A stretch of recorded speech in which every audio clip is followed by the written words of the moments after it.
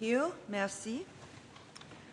Manitoba Métis Federation Incorporated et al. Versus Attorney General of Canada et al. Thomas R. Berger, QC, Jim Aldridge, Harley Schachter, and Guylaine Grenier for the appellant. Jean Taillé and Arthur Pape for the intervener Métis Nation of Ontario. Jason Taylor Madden for the intervener Métis Nation of Alberta. Clement Chartier, QC, Marc Leclerc for intervener Métis National Council written submission. Jeffrey R. W. Roth for the intervener Treaty 1 First Nation written submission, and no one appearing for the intervener Assembly of First Nations. Mark Kinderchuk, QC, Charlene Tellis-Langdon, and Mitchell Taylor, QC, for the respondent Attorney General of Canada. Heather Leonoff, QC, and Michael Connor for the respondent Attorney General of Manitoba. No one appearing for the intervener Attorney General of Alberta. P. Mitch McAdam for the intervener Attorney General of Saskatchewan. Mr. Berger.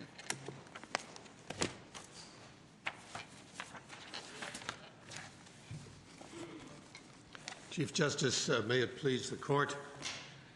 This is an appeal by the Métis of Manitoba, part of the new nation that emerged on the prairies 200 years ago. This case entails a consideration of the history of our country, but there is no dispute about the facts of that history. The dispute here is about the proper construction of the Manitoba Act, one of the constitutional instruments.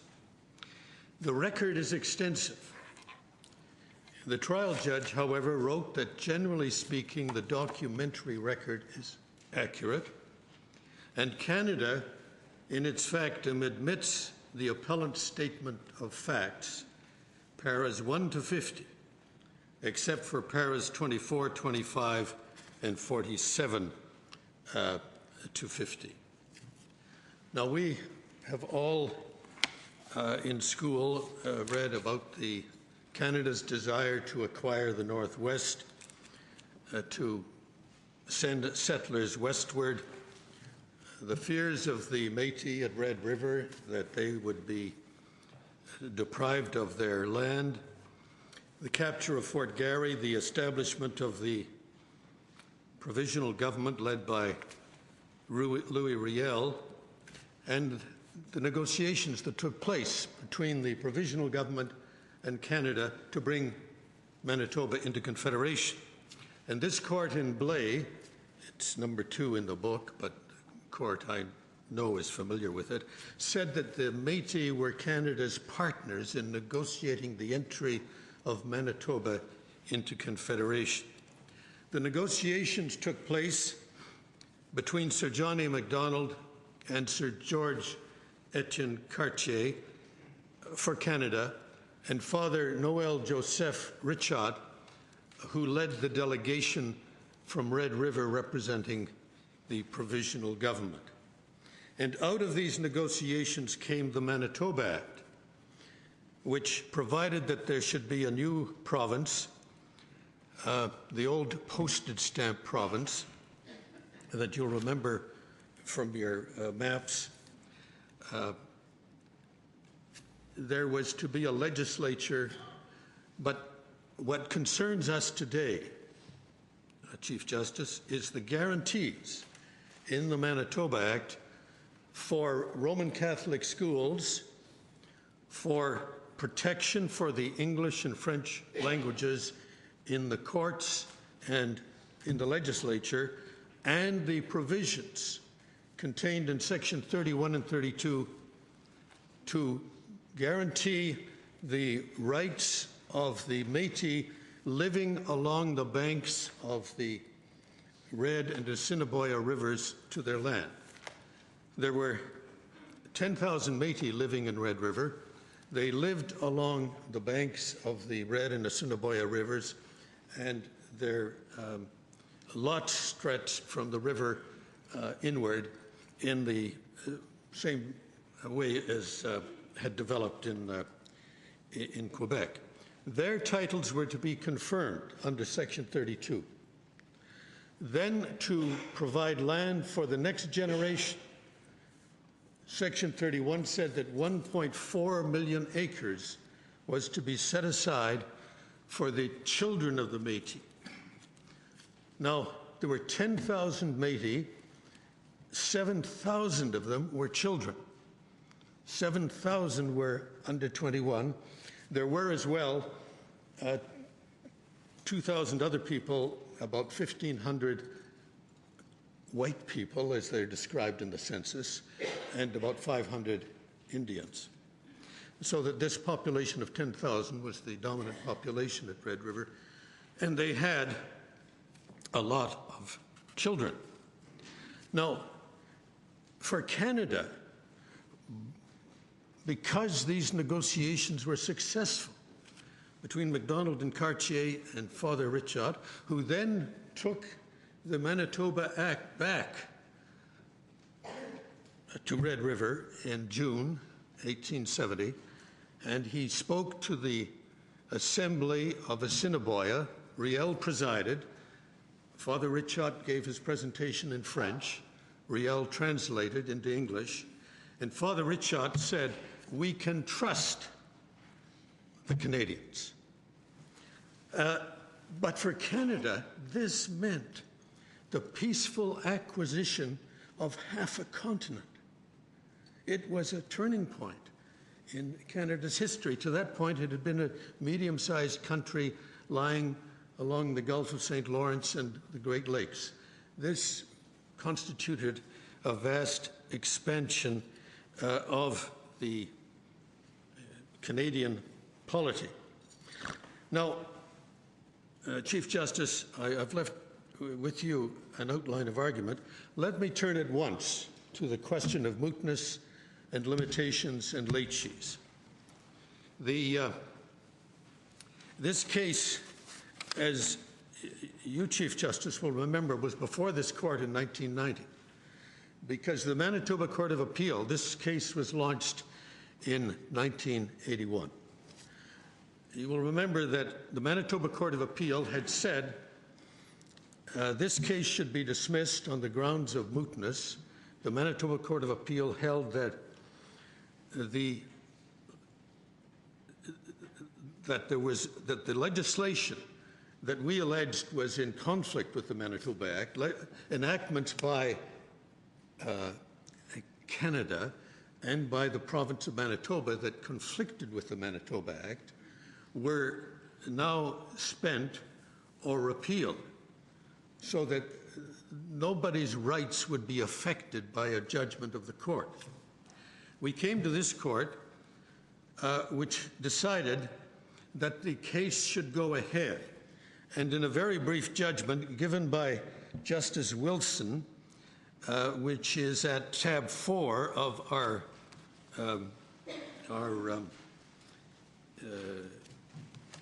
condensed book,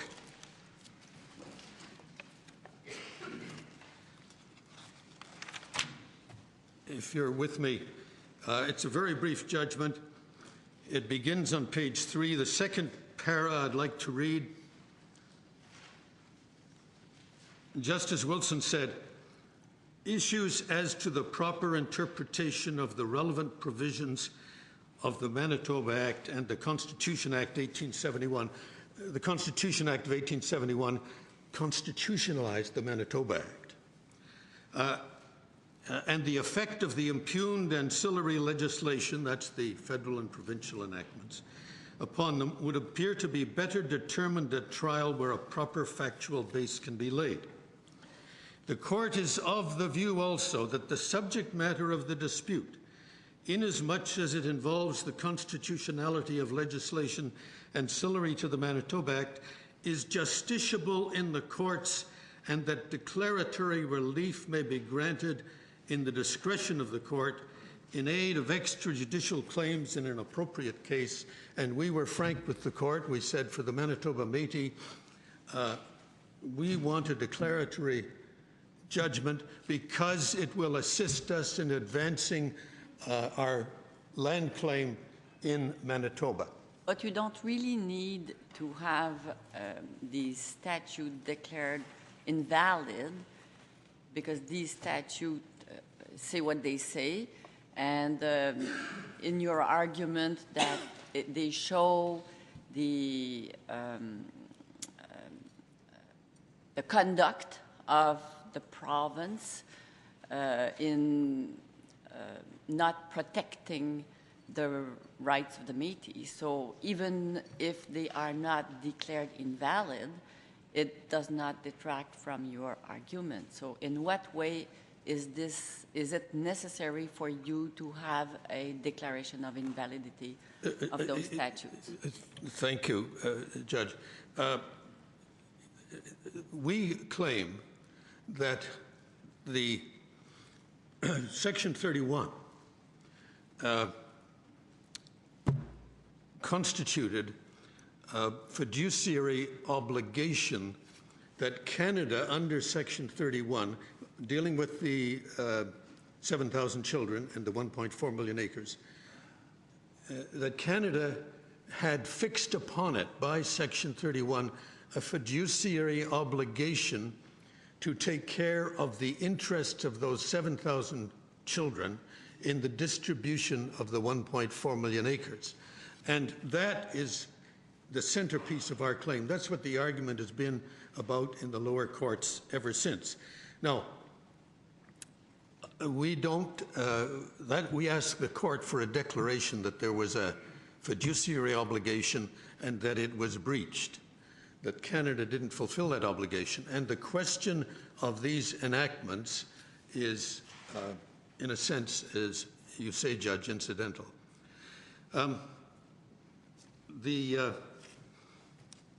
Well, that is all I wanted to say about that, Chief Justice. May I say that the case has gone to trial, as the court knows. The documentary record, 2,000 documents, was agreed by counsel for all parties who sat together in Winnipeg for many months going through the documents, and the record of 2,000 documents, many of them very lengthy, was agreed. And that was placed before the court. And as a result, we have a 400-page judgment by the trial judge and a 250-page judgment from the Court of Appeal.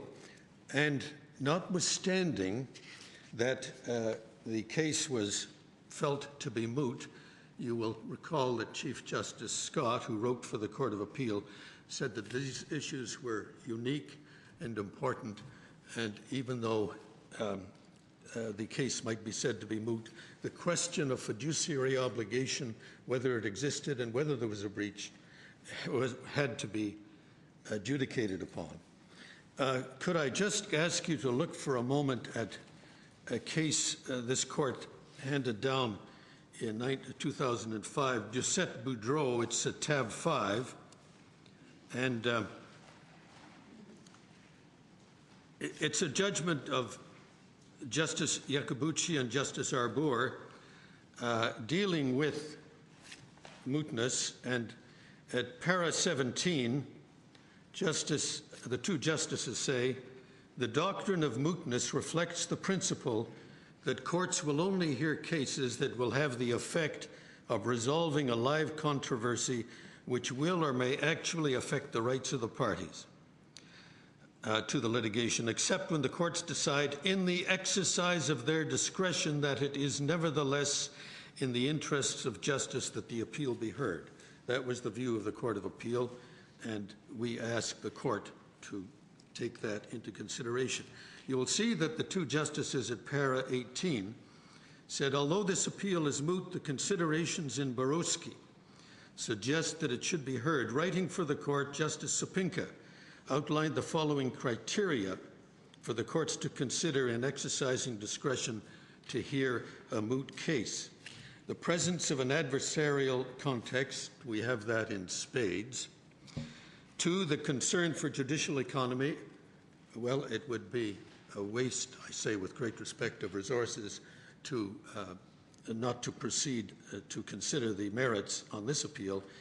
And 3, the need for the court to be sensitive to its role as the adjudicative branch in our political framework.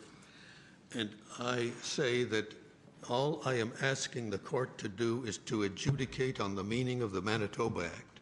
It isn't necessary for the court to dilate on matters of history and politics. And might I just conclude that subject of mootness by saying that Canada did not, in the Court of Appeal, raise the issue of mootness. Canada raises it here for the first time. Now, Manitoba has raised it all along, but Canada did not raise it in the Court of Appeal. May I turn, Chief Justice, to limitations very briefly.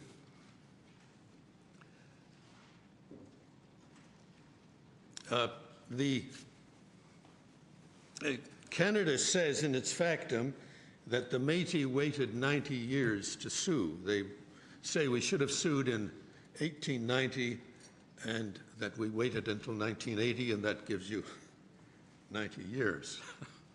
Well, we say that under Ravindal, which this court decided in January 2009, it's at tab 7, but may I just say that the court there made it clear that if a plaintiff was seeking a declaration that an enactment was unconstitutional and sought only a declaration and no personal relief, that limitations would not apply. And in this case, we have 17 personal plaintiffs, 11 of them descendants of the Métis who lived at Red River in 1870, and the Manitoba Métis Federation suing, but none of the individuals seek personal relief. All that we seek is a declaration, and we say that we come within Ravindal.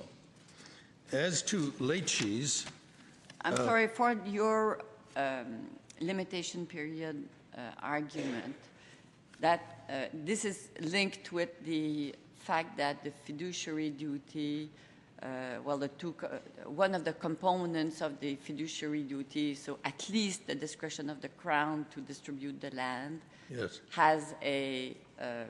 is grounded in the Constitution. So yes, because under Section 31, which I'll come to in a moment, it was provided that Canada should distribute the land to the 7,000 children. We say Canada was a fiduciary, clearly under Section 31, but Section 31 is in the Constitution.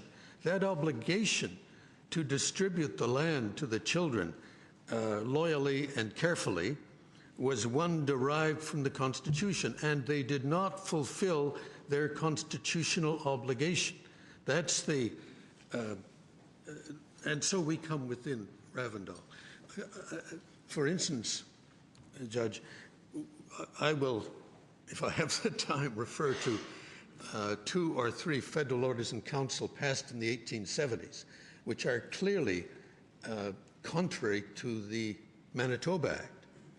Now, but they were simply instances by Canada, by the federal Crown, of failure to do what was required of it under Section 31. They're merely part of that larger failure to carry out the constitutional duty to distribute the land to the children promptly and prudently. Can I just take you back briefly, Mr. Berger, to the Ravindal point? If what you're seeking is a declaration, and the declaration is, as you openly say, for purposes of a land claim action, who would be the beneficiaries of the land claim action if you were successful? Well, there wouldn't be a land claim action, Judge. The question would be one for the federal government, the province, and the Métis to work out among themselves. May I put it this way? 40 years ago, I was before this court in the Calder case, arguing that Aboriginal title in British Columbia had not been extinguished. Now, we happened to lose that 4-3, but the government of the day decided that the dissenting judgment of Justice Hall was sound, and they decided that they would sit down and negotiate a settlement with the Nisga'a tribe and with other. But in this case, who are the intended beneficiaries of a successful claim if there's a declaration? Well, that would be up to, let me put it this way, all we are asking is that we be given a declaration which says to Canada and to Manitoba, but Canada is the principal defendant, you had an obligation under the Constitution to distribute that land fairly to the children. You failed altogether. We have established that, and we have a declaration, and now we'd like you to sit down and negotiate with us. On behalf of those beneficiaries? On behalf of the Métis people of Manitoba. I see, thank you. I'm sorry. I was just going to say something about late cheese and then move on to the merits. The Chief Justice Scott, relying on the judgment of this court in the Hydro case, held that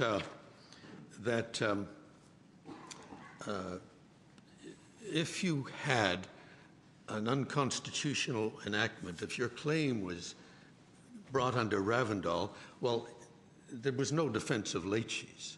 It simply wouldn't make sense to allow a claim of late cheese to stand in the way of a determination by the court of constitutionality.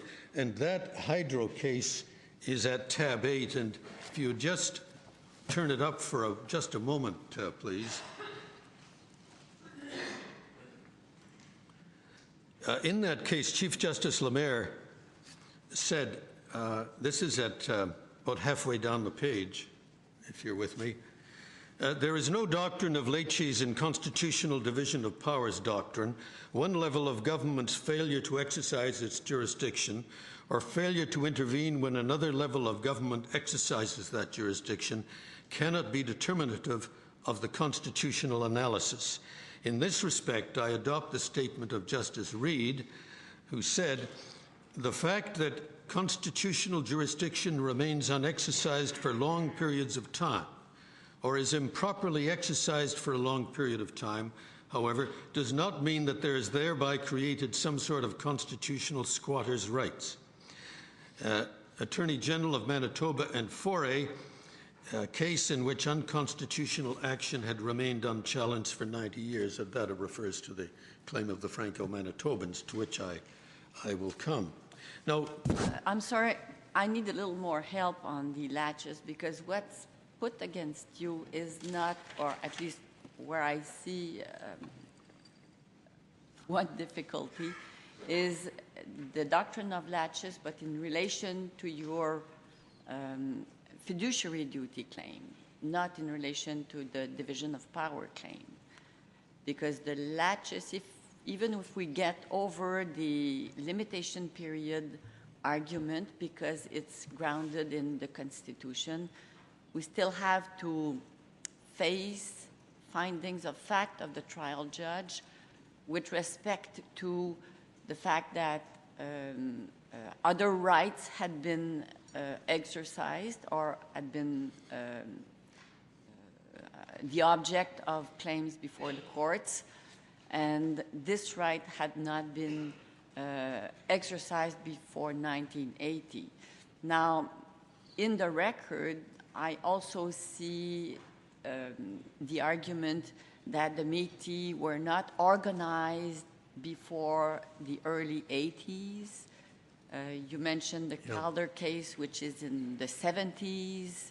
So was this latches or this perspective with respect to the latches in connection with the fiduciary duty claim argued before Justice McInnes and before the Court of Appeal? well, yes, it was. I would say that the judgment in Hydro disposes of latches, but let me just answer you. It concerns division of power. Well, I was about to say that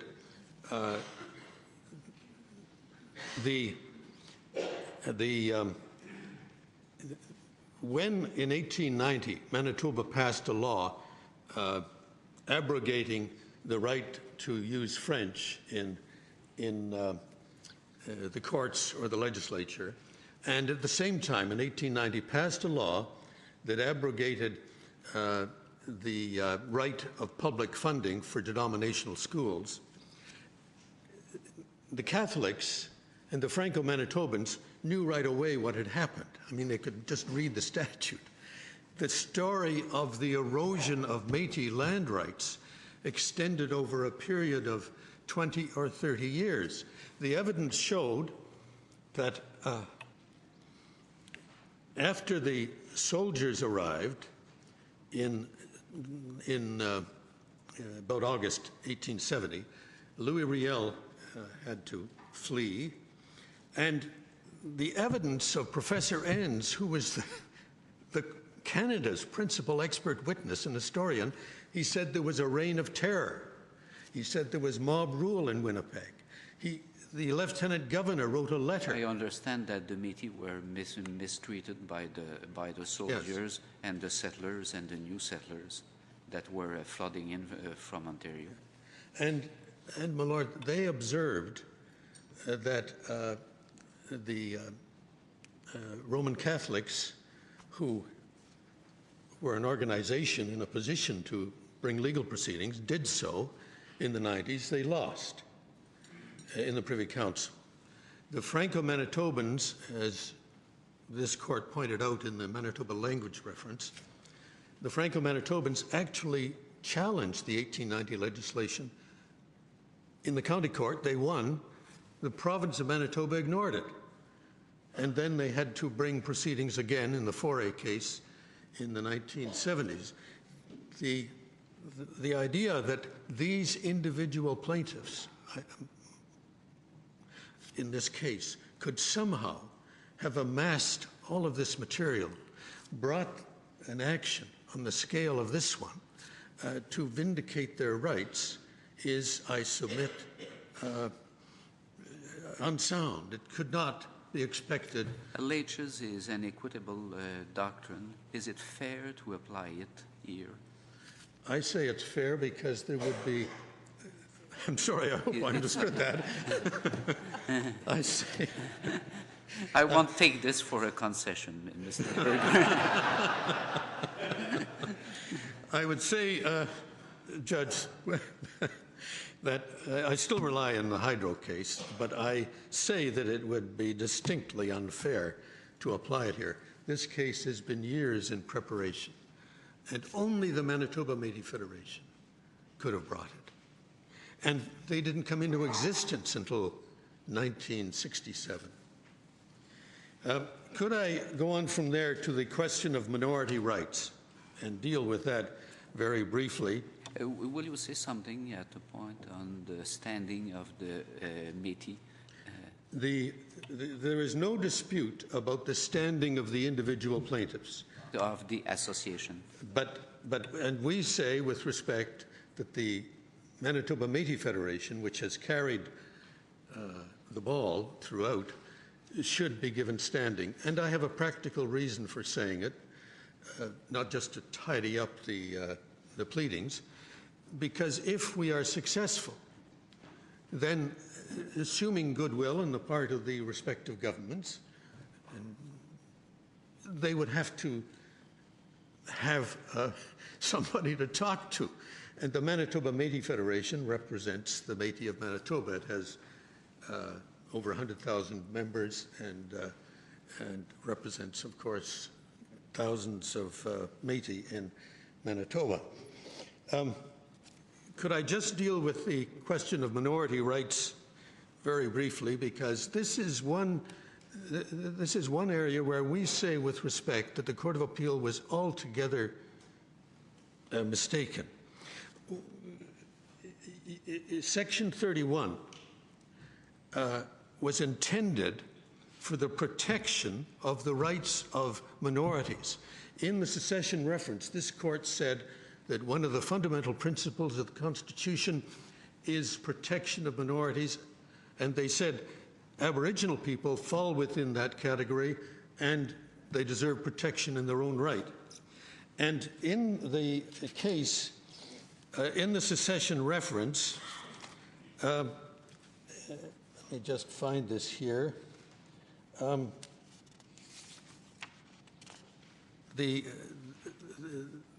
This court said that the Constitution may provide for institutions and rights to be provided to protect minorities. And in the court below, the trial judge said, no, that wasn't the intention here, because the Métis were a majority. They were a majority before they entered Canada, 10,000 out of 12,000 people at Red River. Now, we say, with respect, that the legislation was prospective, and we rely on a judgment of Chief Justice Friedman, which you find at tab 13, and I'd like to read this because this was a judgment of even at the from the moment Manitoba became part of Canada, they were pretty much a minority, it seems to me. Well, yes, and the legislation was prospective. The Parliament was looking to the future. Yes, these folks are coming into Canada. They've laid down their arms. We've acquired the Northwest. We will now make sure that they are protected. And Chief Justice Friedman said, and it hardly needs to be said that he was and is much revered in Manitoba, he said, to say that Manitoba could on its own diminish rights conferred by Section 23, this was of course about the Franco-Manitoban case, would be to negate the very reason for the enactment of that section. History supports the view that Section 23, which is bilingual institutions, like Section 22 on denominational school rights, was intended to be a protection for minorities in Manitoba against the possible ill will of the majority. The French-speaking citizens of Manitoba, including not only the famous Louis Riel, but all the representatives of the French-speaking parishes, who, it must be mentioned, reached a remarkable unanimity with their English-speaking representatives, were induced to put an end to the Red River insurrection and to support the creation of a province and its union with Canada only on the basis that their rights would be ensured for the future. The enactment of the Official Language Act deprived them of the linguistic rights which were safeguarded or thought to be safeguarded under 23. Now, we cited this case, but the Court of Appeal referred to it not at all. And so you have two judgments of the Manitoba Court of Appeal, which appear to me to be altogether in conflict, and I say that the judgment of Chief Justice Friedman ought to be followed, and perhaps you would allow me to point out that no less a figure than John A. Macdonald realized the Métis would be a minority. He said, he wrote in a letter, October 14th, 1869, just at the time Canada was about to send a new lieutenant governor out.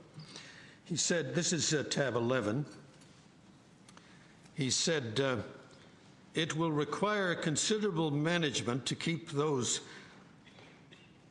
wild people quiet.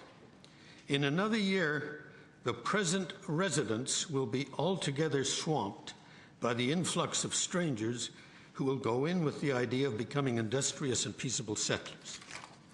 And if you go to tab 12, you'll see that a week later, addressing the Council of Assiniboia, Louis Riel said, halfway down the page, he acknowledged that the Métis were uneducated and only half civilized, but he felt that if a large immigration were to take place, they would probably be crowded out of a country which they claimed as their own. So, Chief Justice, these two historic figures understood what was about to happen. Now, could I go there to fiduciary obligation, and could I read Section 31, which you find in the Manitoba Act, which is at tab 1, and I know you've read it, but it does bear just one final examination. This is tab 1, it's Section 31. And whereas it is expedient towards the extinguishment of the Indian title to the lands in the province. That phrase has to be borne in mind. That's what Parliament decided. To appropriate a portion of such ungranted lands to the extent of 1,400,000 acres thereof for the benefit of the families of the half-breed residents. It is hereby enacted that under regulations to be from time to time made by the Governor-General and Council, the Lieutenant Governor shall select such lots or tracts in such parts of the province as he may deem expedient to the extent aforesaid, and divide the same among the children of the half-breed heads of families residing in the province at the time of the said transfer to Canada, and the same shall be granted to the said children respectively in such mode and on such conditions as to settlement and otherwise as the Governor in General and Council may from time to time determine. Now, we say that that section tracks the language of fiduciary obligation. We rely on Guerin, which is at tab 14, where Justice Dixon said, and it is a passage very well known, he said that where by statute, agreement, or perhaps by unilateral undertaking, one party has an obligation to act for the benefit of another, and that obligation carries with it a discretionary power, the party thus empowered becomes a fiduciary. Equity will then supervise the relationship by holding him to the fiduciary's strict standard of conduct. And nothing more needs to be said. And if you'd go to the Manitoba language reference, which is at tab 16, our point is that that fiduciary duty was constitutionally entrenched. And if you're with me, please, and you'd go to tab 16, bottom of the page, the first column, this is what the court said. This, of course, involved the Section 23 relating to the French language. The constitutional entrenchment of a duty on the Manitoba legislature to enact, print, and publish in both French and English in Section 23 of the Manitoba Act. And notice he says the constitutional entrenchment of a duty. Well, we say the duty that the federal crown had towards the children and the families was entrenched in the Constitution. It confers upon the judiciary a responsibility of protecting those rights and so on. I won't read any more. Now, Chief Justice, you will know that Chief Justice Scott said, well, Mr. Berger, you're arguing a fiduciary obligation. There's two elements you have to prove. One, that that you had an interest in the land, and two, that the Crown assumed the obligation toward these children to take care of their land and the distribution of the land. He said, I agree that on number 2, you have established complete control on the part of the Crown. You've satisfied me of that. And as far as I know, that is not under appeal by Canada today. But he said, on the first point, an interest in the land, you say, well, the Act says, towards the extinguishment of the Indian title. And as you know, the trial judge had held that those words had no legal effect. The trial judge said that they were used by John A. Macdonald to get the legislation through the House, and thus no legal significance should be attached to them. Now, I say with great respect, this is extraordinary, but what is even more extraordinary is that he was upheld by the Court of Appeal. And I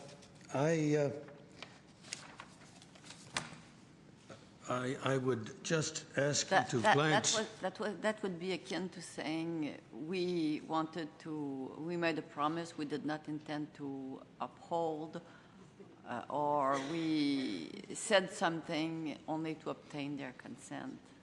Yes. We didn't mean that to recognize that they had any title. That was the reasoning. And I say with great respect that what they did, the courts below nullified a provision of the Constitution, a critical provision, by judicial fiat. They dropped that phrase from the Constitution towards the extinguishment of the Indian title. Now, as you know, when Sir John and Sir George spoke to the House about the legislation, Sir John realized the views he had perhaps held a few months earlier were not views that it was right to hold any longer, and he made it clear to the House, as did Sir George. They said, this is for the purpose of settlement of these children, and none of this land is to go to speculators, and they made it clear why they were doing it. And Sir John and Sir George both said, this is to extinguish. It wasn't just in the legislation. The Prime Minister and his principal colleague both said, this is being done to extinguish the Métis interest in the Indian title. And Sir John said, well, they have it by extraction from their Indian forebears. Not very difficult to comprehend. Now, I say that you should remember that though it was said that Sir John found it expedient to say this to Parliament, the legislation, the Constitution says Parliament deemed, whereas Parliament deems it, it was Parliament that said this is expedient. Now, could I, and I say with great respect, there was no attempt to interpret those words. They simply said, as a matter of fact, we are holding that Sir John never intended what he said, that he didn't mean what he said. And I say with respect, this is perhaps without precedent. Canada, and this is Canada, in its factum at para 27, says, based on all the evidence, the trial judge found as a fact that the reference to Indian title was a political expedient used to obtain passage of the Act. Now, remarkably, that's the position of Canada on this appeal. Yes, Canada is asking you to uphold these judgments made below. So we say issue is well and truly joined on that point. Now, could I just, could I ask you with respect to just glance at tab 22.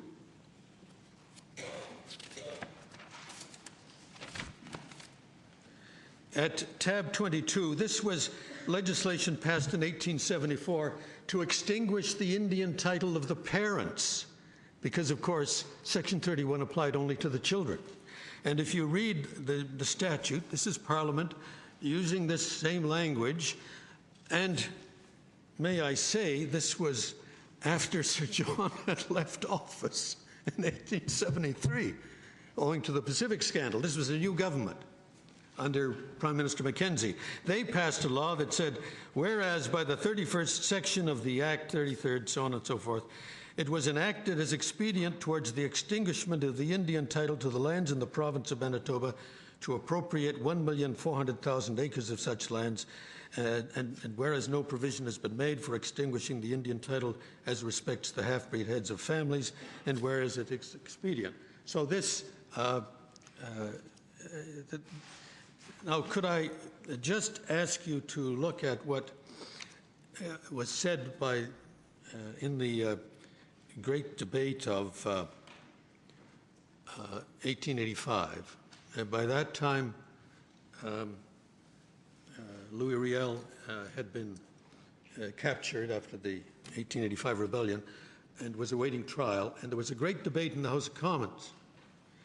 And Blake, who was the leader of the Liberals, Edward Blake, a famous lawyer of the time, he said, if I can just, yes, tab 26, and this is a little hard to read, but please, if you're with me, tab 26, about 2/3 of the way down, Blake says, "Now, sir, with reference to the claim of the half-breeds of the Northwest Territories for consideration in respect to the extinguishment of the Indian title, I call attention to the fact that that claim was recognized insofar as the half-breeds of the original province of Manitoba were concerned." And then, if you would go to Sir John himself, on the previous tab 25, you'll see in the left-hand column about 2/3 of the way down, the passage that Chief Justice Scott relied on. He wouldn't take into account what MacDonald and Cartier had said in the House when they passed the Manitoba Act in 1870, but the Court of Appeals said, well, what really tells the whole story is this passage in 1885, after Sir John had had 15 years to reflect. And what he said, that phrase, this is Indian title, was an incorrect one because the half-breeds did not allow themselves to be Indians. If they are Indians, they go with the tribe. If they are half-breeds, they are whites, and so on. Now, that passage was used by this court in Blais to show that Indians and Métis are different people and that Parliament didn't intend to include Métis when they said Indians in NRTA in 1930. But on the same page, if you just look to the second column halfway down, Sir John says, "It was then decided to grant to each of the half-breed inhabitants of the province a free patent for 140 acres of land in extinguishment of their Indian title." And finally, and because this is very well said, if I may, if you go to tab 27, you find what Wilfrid Laurier said, who was, of course, a prominent member of the House in those days. And if you just go to tab 27, first column, last 4 lines, and I hope you can read this, he says, "So, sir, you say that the grievances of the half-breeds at that time were twofold. They complained first that Canada had taken possession of their country without respect for their rights as a people, and they complained in the second place that the government, by their system of survey, had invaded their actual possessions and properties. Well, they rebelled. They could not stand this. And the consequences of this rebellion, whatever it may have been otherwise, was that the government were forced to grant to the half-breeds what they had denied hitherto. That is, the government acknowledged their right of sovereignty in the land by the distribution of 1.4 million acres in extinguishment." And just, if you would please go to the next page, or just turn it over. And about 10 lines from the bottom, Laurier says, "I say the policy of the government, as indicated in the statute book." That's the Manitoba Act. He's reading the Manitoba Act. "Has been that the half-breeds were entitled just as much as the Indians to the extinguishment of the Indian title, but as white men, instead of taking compensation for their Indian title collectively, they were allowed to take it individually. And that is the only difference between them and the Indians so far as the extinguishment of Indian title was concerned." So I move on to briefly say something about the content of the fiduciary obligation. MacDonald and Cartier had said that it is to settle the children. We're not going to sell this land. Let it pass into non-Métis hands. The second thing is it had to be done right away. If you look at the evidence, it is overwhelming. And the trial judge said, yes, this was to give them a head start, to let every Métis child own a piece of land. And the Court of Appeal said it was to give them a leg up or a head start. Well, they didn't get a head start. They didn't get to the start line for 10 years. The population had increased from the population of Red River at 12,000 to 60,000 in 10 years. They were being crowded out. Now, could I just ask you to look at what Cartier said? I think it's at tab 35. Yes. This is about a year later, that is in April 1871, and Cartier in the House is being asked about this. And if you're with me at 35, the second column, about a third of the way down, Honourable Sir George Etienne Cartier said he hoped the motion would not be pressed. The government could not now impose settlement duties, that is, on the children, as a great number of those entitled to the lands under the Act were children. Until the children came of age, the government were the guardians of the land, and no speculators would be suffered to get hold of it. And then if you just go down the page a bit, to about 10 lines from the bottom, in reply to the honourable member, Honourable George Etienne Cartier said, the people could not sell the lands until they came of age. So there it is clear the lands were not to be sold. They were to be held until the children reached their majority. They were for purposes of settlement. And could I just ask you to make a note, perhaps, of something that is quite important. That is, by an order in council, March 23rd, 1876, Ottawa passed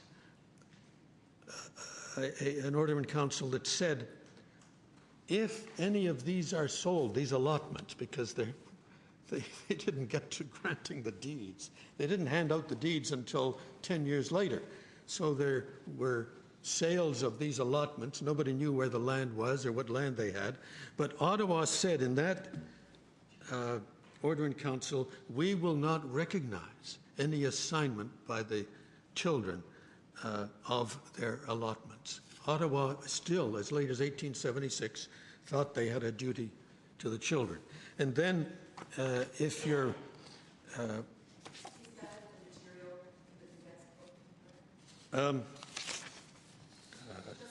yes, it is. Which one is that? It's there. It's there. We'll get the actual number in a moment. 46. Then, if you just go to tab 36, you'll find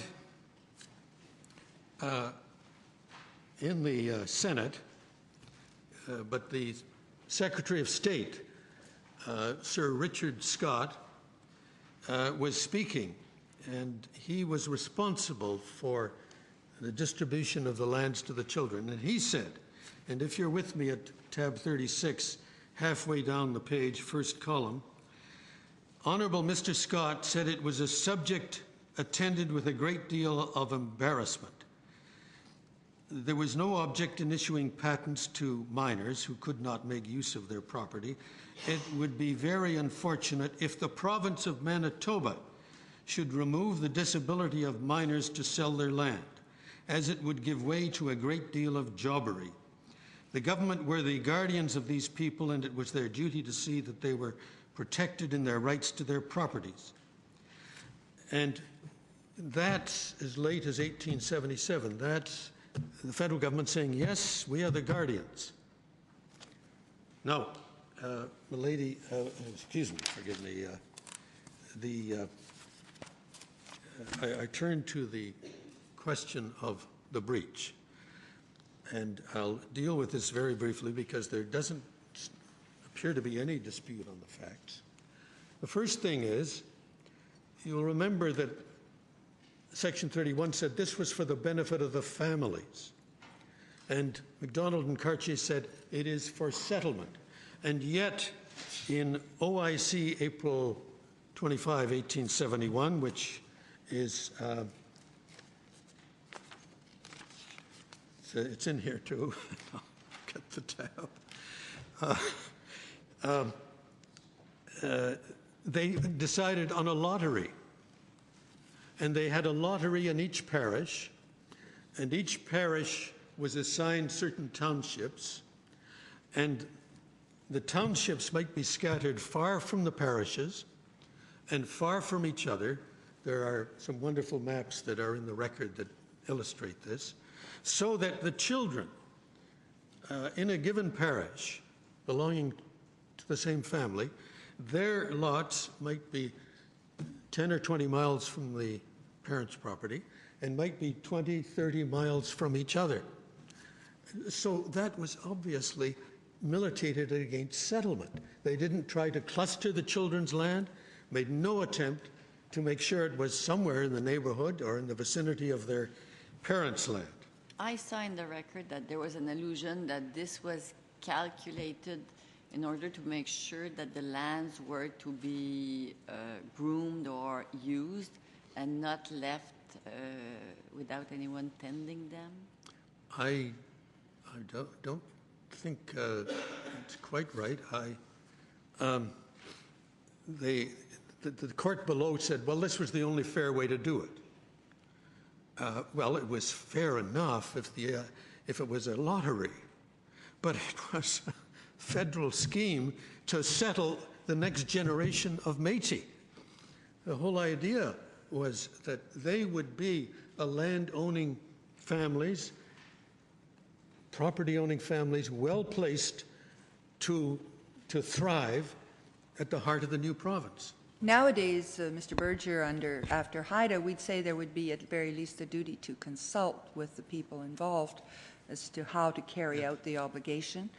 I know that wasn't a concept perhaps recognized, but as a matter of fact, was there any consultation or anything that could help? Well, the Lieutenant Governor, Archibald, who was the first Lieutenant Governor, did consult with Métis leaders about where they wanted their land. But this is, and so in a general way, if you look at the maps, the townships were in the part of the province where they wanted them.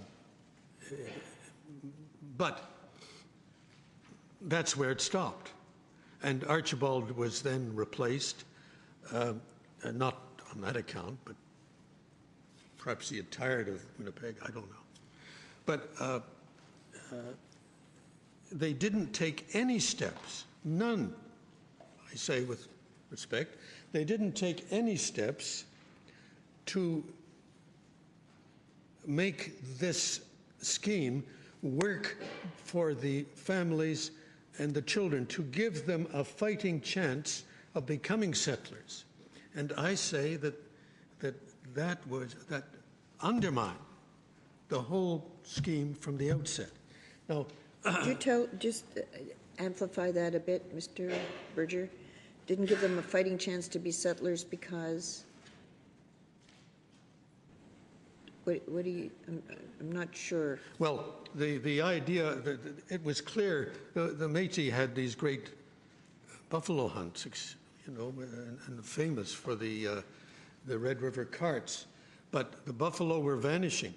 They were trading and freighting, but clearly they had to think about the future, and the evidence is that Riel was thinking about the future. What are we going to do in this new country? And this was a scheme that was designed to give them an opportunity to succeed in the... Now... so the breach, could you just summarize the description that you want us to think about of what that breach was of any fiduciary duty? I say that they did not they did not take reasonable steps to ensure that the children were settled. They did. The delay was inordinate. I mean, that was described by the Court of Appeal as the principal complaint we were making. They did not proceed in all deliberate speed. They did not take steps to prevent the provincial legislature from passing a series of laws designed to hasten the passage of Métis lands into non-Métis ownership. And they did not make sure that all the children got land because they miscalculated. In 1876, the story is in our factum, there were 993 children who never got any land. They gave them scrip, which the evidence shows, this was in 1885, was worth about 1/4 to 1/2 of what the land would have been worth. Now, I think that my time may well be up, and I would ask... If you'd like another couple of minutes to Yes. sum up, that'd be fine. Let me deal with something that that my learned friends have dealt with in their factums. And the judges below said, well, we don't know what happened. This was back in 140 years ago. We don't have witnesses from the time. Well, with respect, we had all the witnesses. We had all the statesmen of the time. We had senior public servants. When you read this, you will see that we have all the evidence of those at the time. Nobody was asking the court to look at this through 21st century glasses.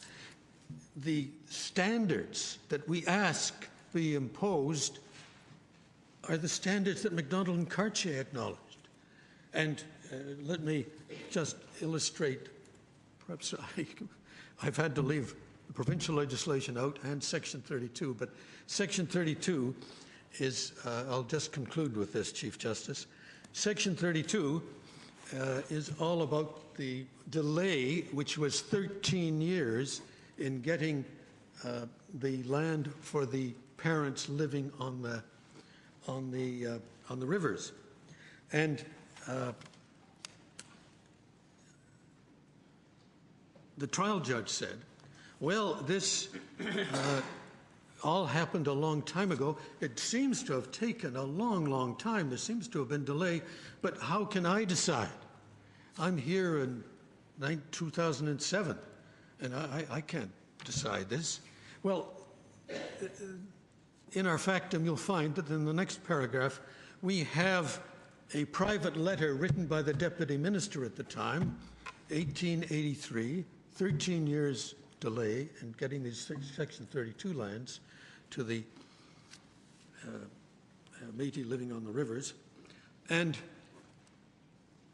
the deputy minister says, I am sick at heart over the delay that has been occasioned to these settlers. Now, that's the type of evidence you find throughout, evidence of the parties at the time. Could I just conclude then, Chief Justice, by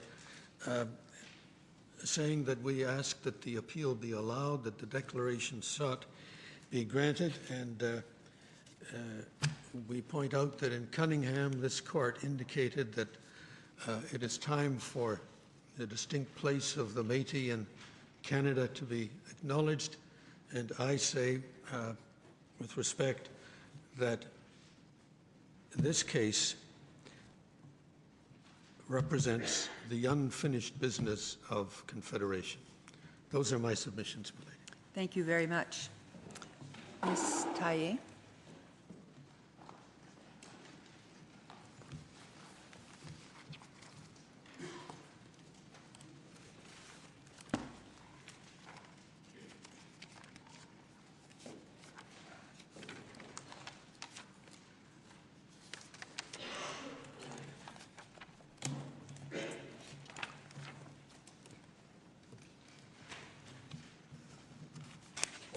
Yes.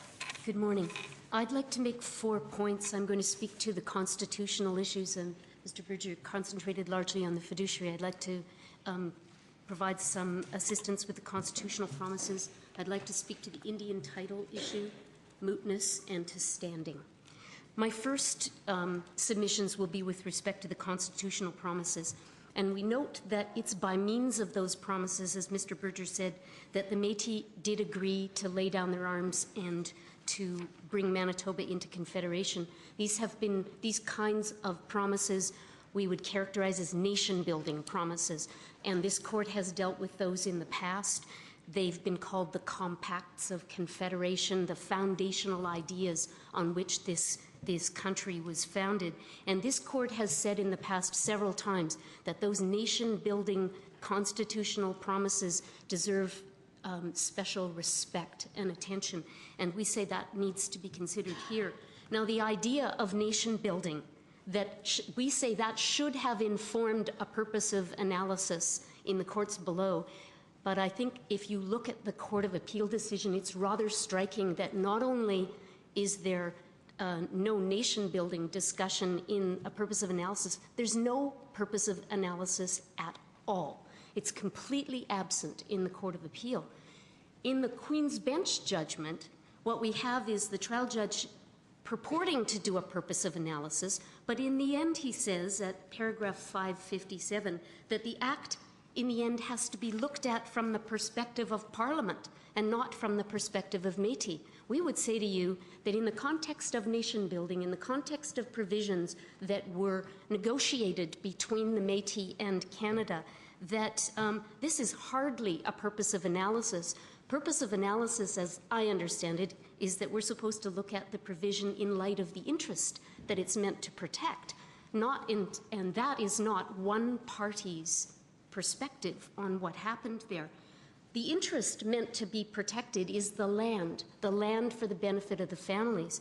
But we would also suggest that this nation-building idea, surely that's an interest. These commitments, these negotiated agreements, surely those should be protected as well as part of the constitutional analysis, which we note below just did not happen and should have happened. Now, what we say too in regard to this nation-building concept is that these were the commitments on which Section 32 and 31 stand, and they were not honored, and we would submit that they could not be honored by a process that ultimately defeated the purpose of the provision. So if the process doesn't get you the result, which is the land, then it cannot be fulfillment of that provision. And so we say that's a breach of this fundamental nation-building concept.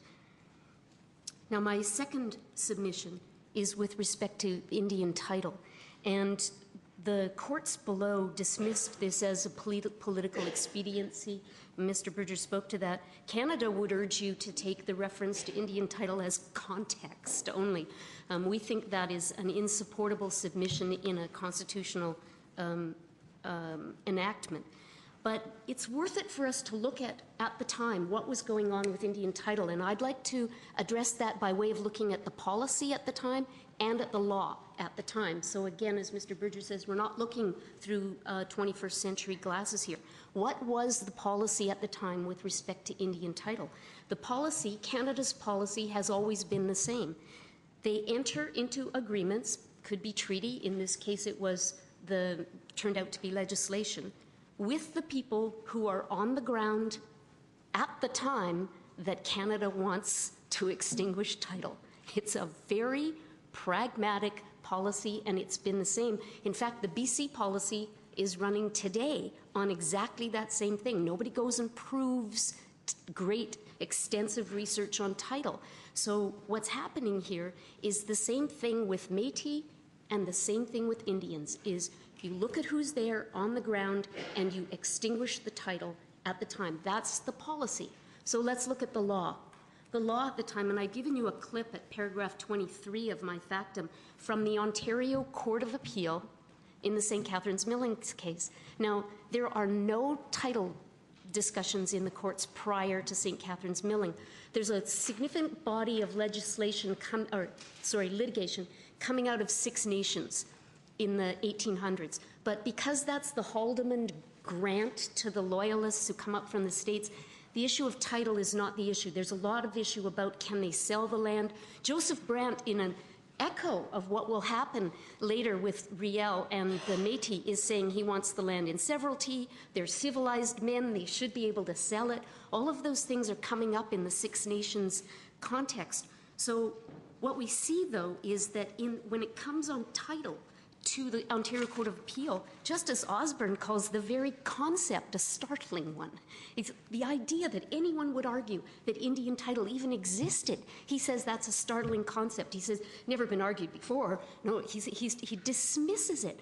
So the point I'm trying to make is that both in policy and in law, the concept of Indian title was uncertain for Indians and for Métis. So any idea that this was just political expediency and should be dismissed because it's about the Métis, we say that's wrong.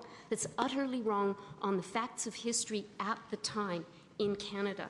Now, Aboriginal title, this court has said... I'm not sure I follow your point. You're saying, on the one hand, that there was negotiation with people on the ground who were like holding the ground like the title, but on the other hand, there was no recognition of title. So I'm not sure. I'm not quite saying that, Justice Deschamps. What I'm really saying is that the idea of title at the time, from Canada's perspective, was simply something that should be extinguished. It wasn't something that they deeply delved in to determine, as we would now with Dalgamook, and look at this. So what they were looking for was, were you organized? Were you there in occupancy at the time that they wanted? And that's all they were looking at. And if I could give you an example, Chief Pegwas, who signed the Selkirk Treaty, which is in the record here, he's a perfect example. Chief Pegwas is from Sault Ste. Marie. He just happened to be there at the time that Selkirk wanted to clear the land so that people could be there. So I'm not disputing, I'm not trying to say that we should be debating whether that's a valid extinguishment. All I'm saying is that gives you a perfect example of the policy at the time and the practice at the time. So they didn't, and the other thing I would say is these are not negotiated, these old treaties. Nobody negotiated anything.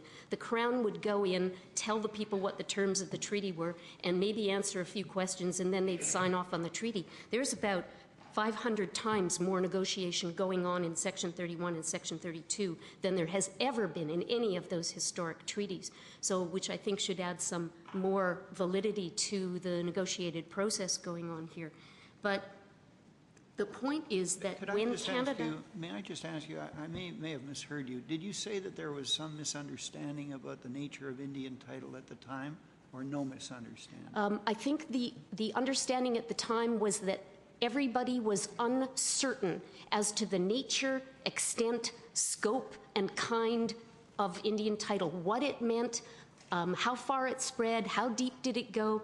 This shouldn't be, I think, a surprise to this court. I mean, the Chilcotin case right now, British Columbia is arguing that Aboriginal title might exist in a salt lick. I'm serious, and that might be it, or a fishing rock only. So we're still engaged in these kinds of discussions about what title is. My point, Justice Rothstein, is that it was uncertain at the time, and Canada's perspective was, let's just, out of an abundance of caution, just extinguish it, and then we don't have to get deeply into what it really means, or who holds it, or anything like that. We'll just get rid of it on the part of everybody who might have a claim. But that doesn't mean it didn't exist and that it is something that should be just ignored here.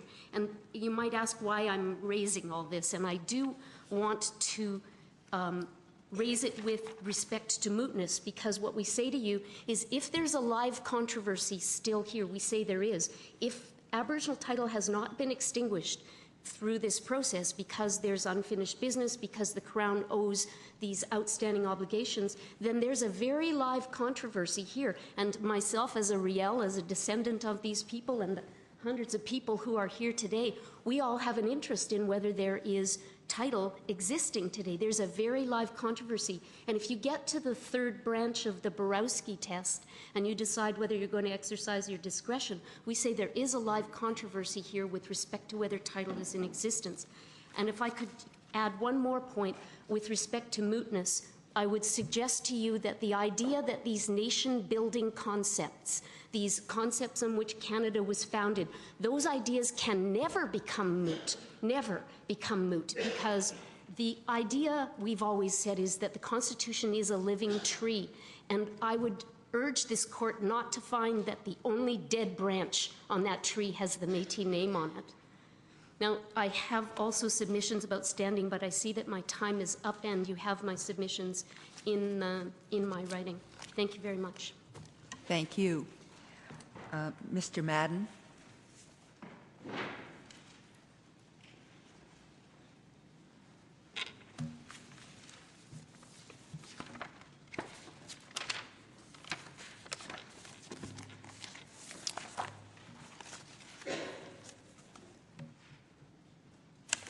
Yes. Good morning. I'm here for the Métis Nation of Alberta, and I just have 4 points to make. Mr.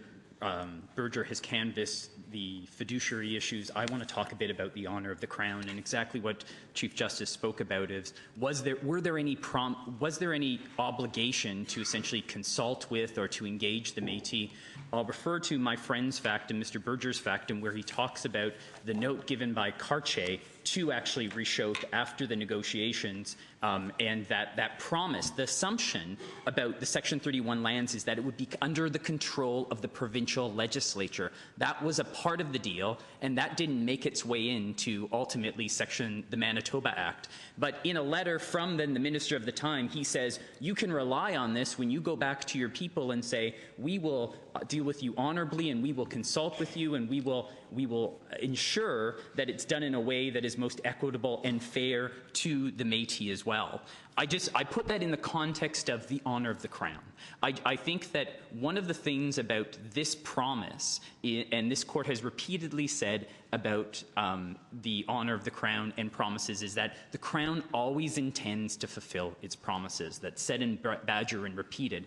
The issue here is this was one of the founding peoples of Canada. This was not just one of the founding peoples of Canada, it was one of the negotiating partners in Canada, and they were an Aboriginal people. And the land was key to the deal. And the Métis do not have a latent defect in them as an Aboriginal. I'm sorry, besides the fact of this case, you intervene on the honour of the Crown, and in what way would this concept of this notion be in any way different from what we have here, which as a claim, which is the fiduciary duty?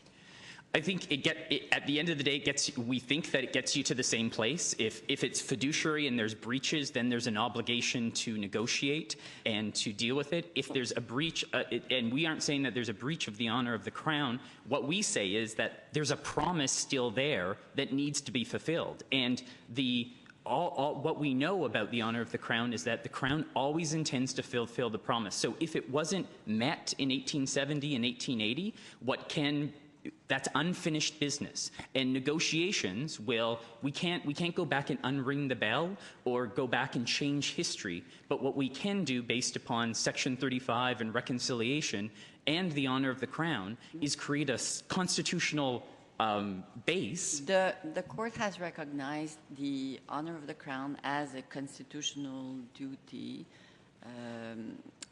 owed to the Indians. How would those notions be applied to the Métis?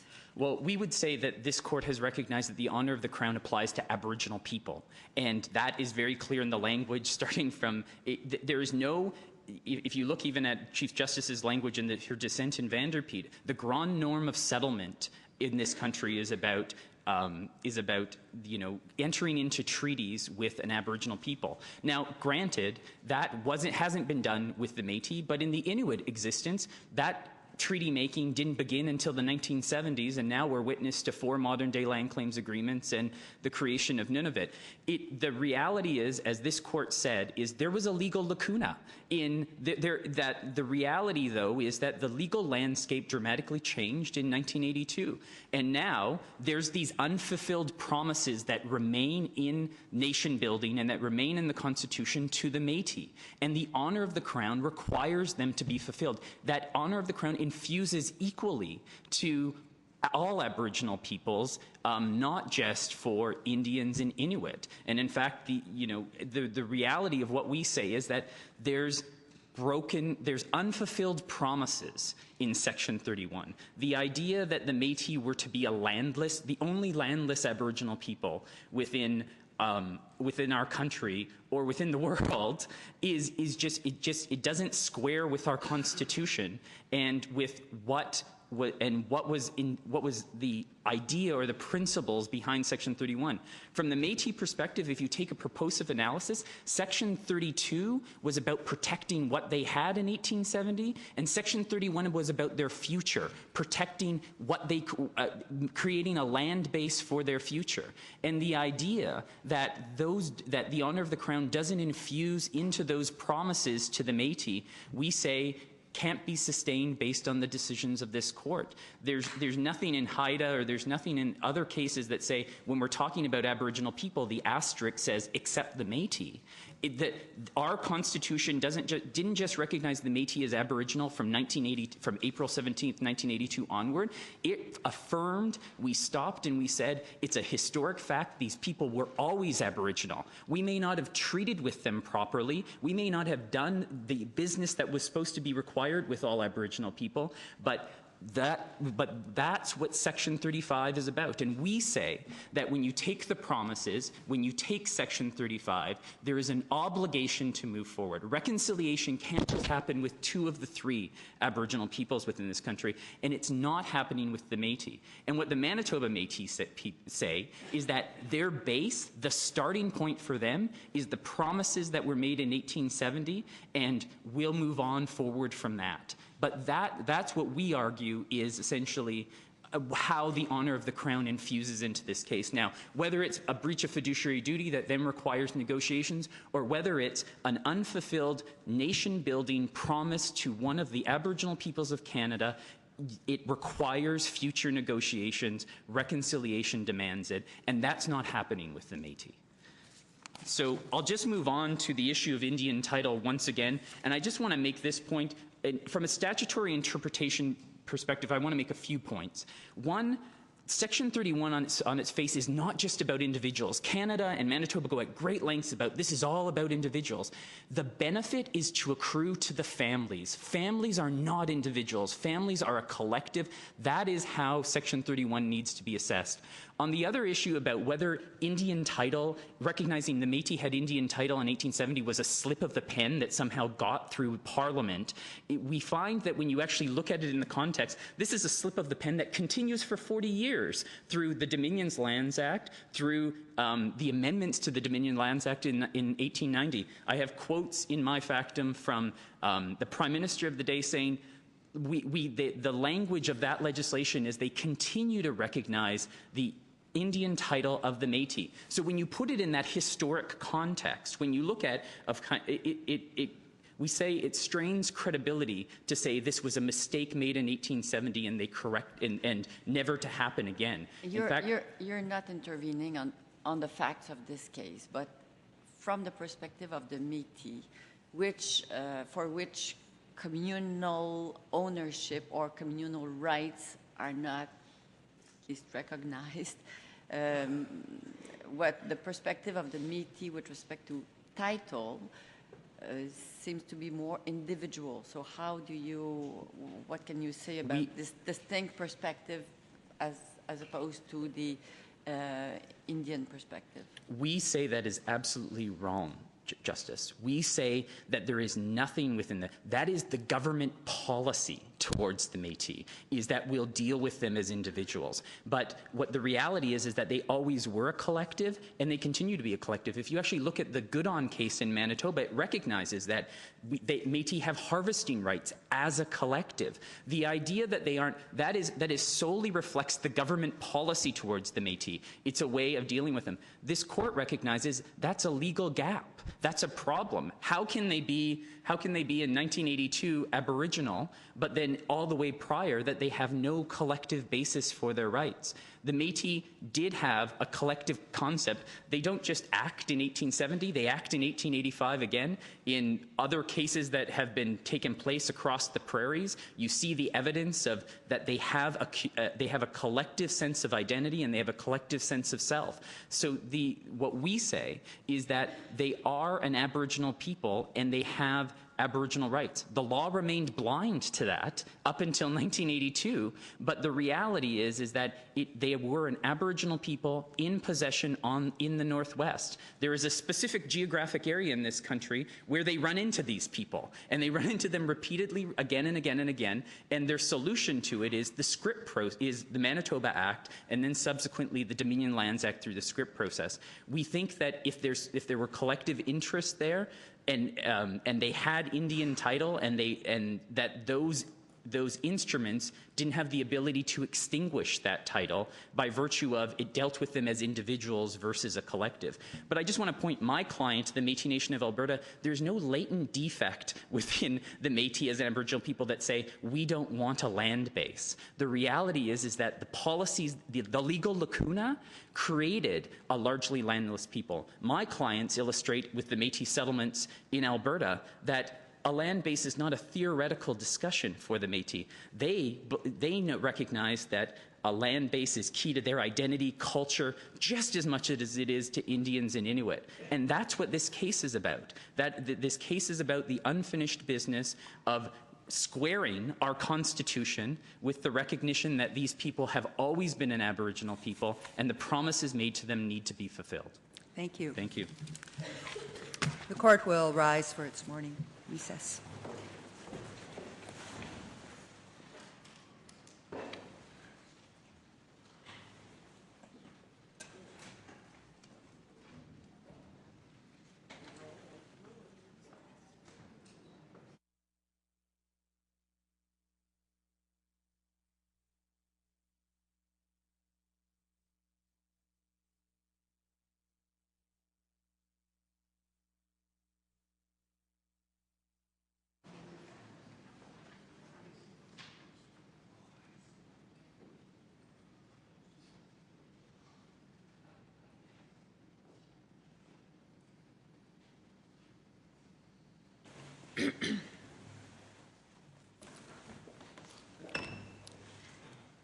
Mr. Kinderchuk.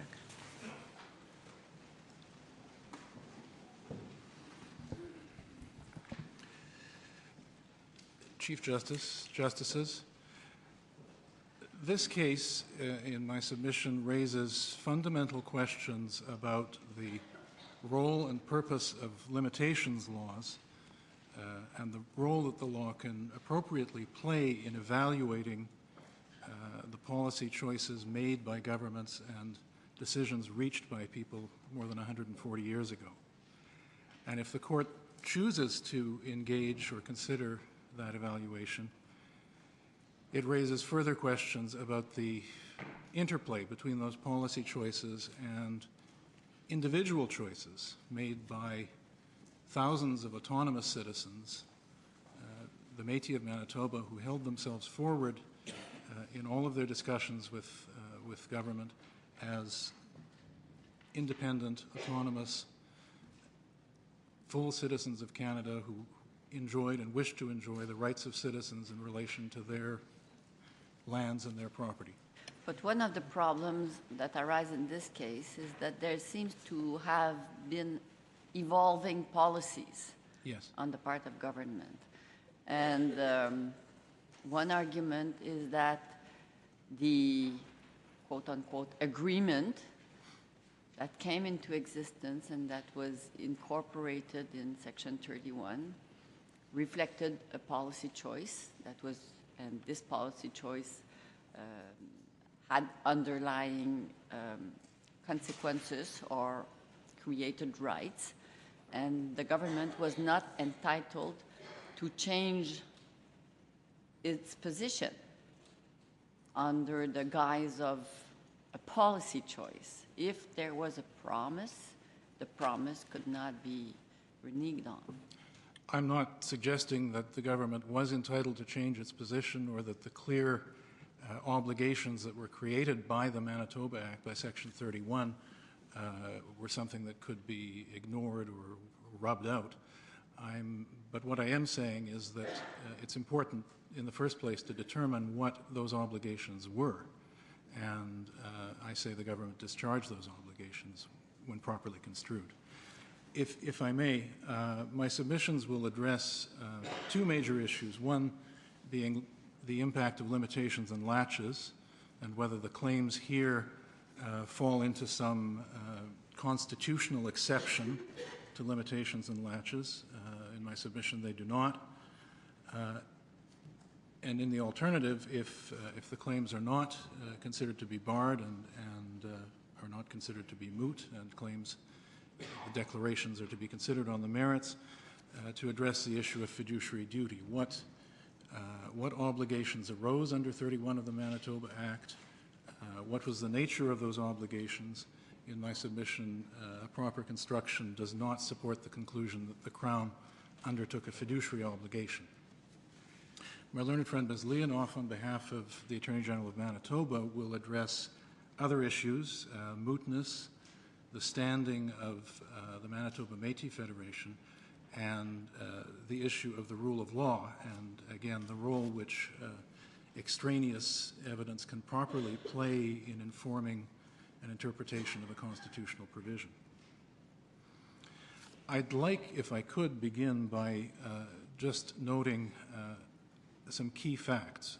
These are findings of fact made by the trial judge, supported by the evidence, and findings in relation to which the Court of Appeal observed there was overwhelming evidence.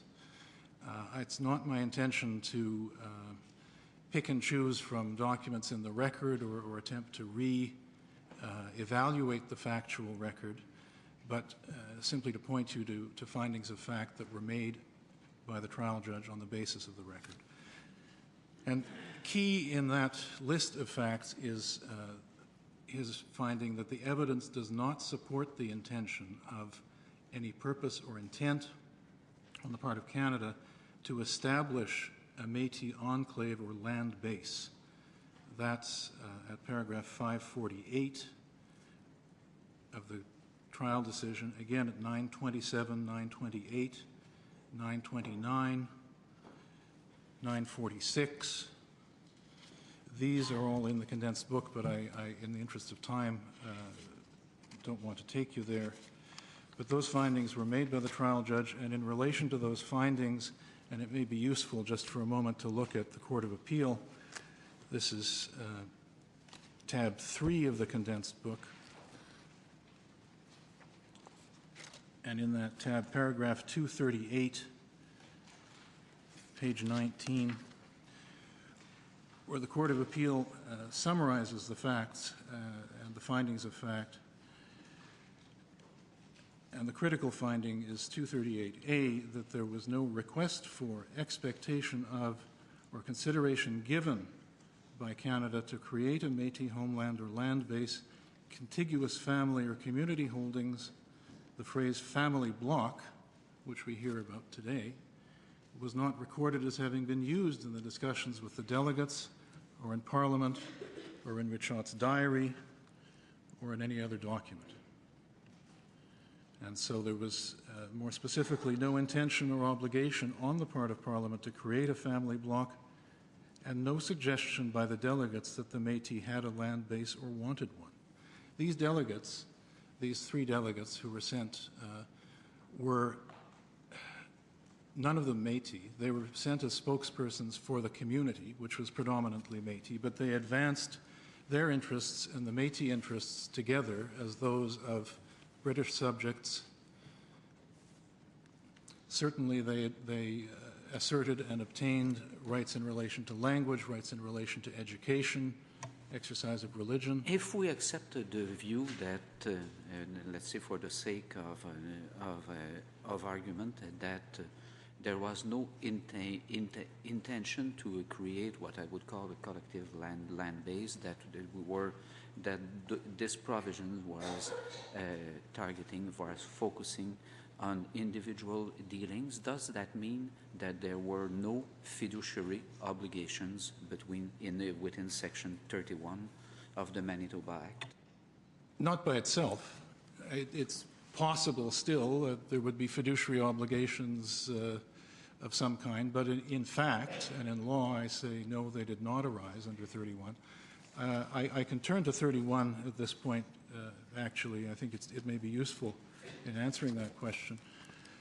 It's at tab 1 of our condensed book, and you've seen it already, of course, and been taken to it by my learned friend, Mr. Berger.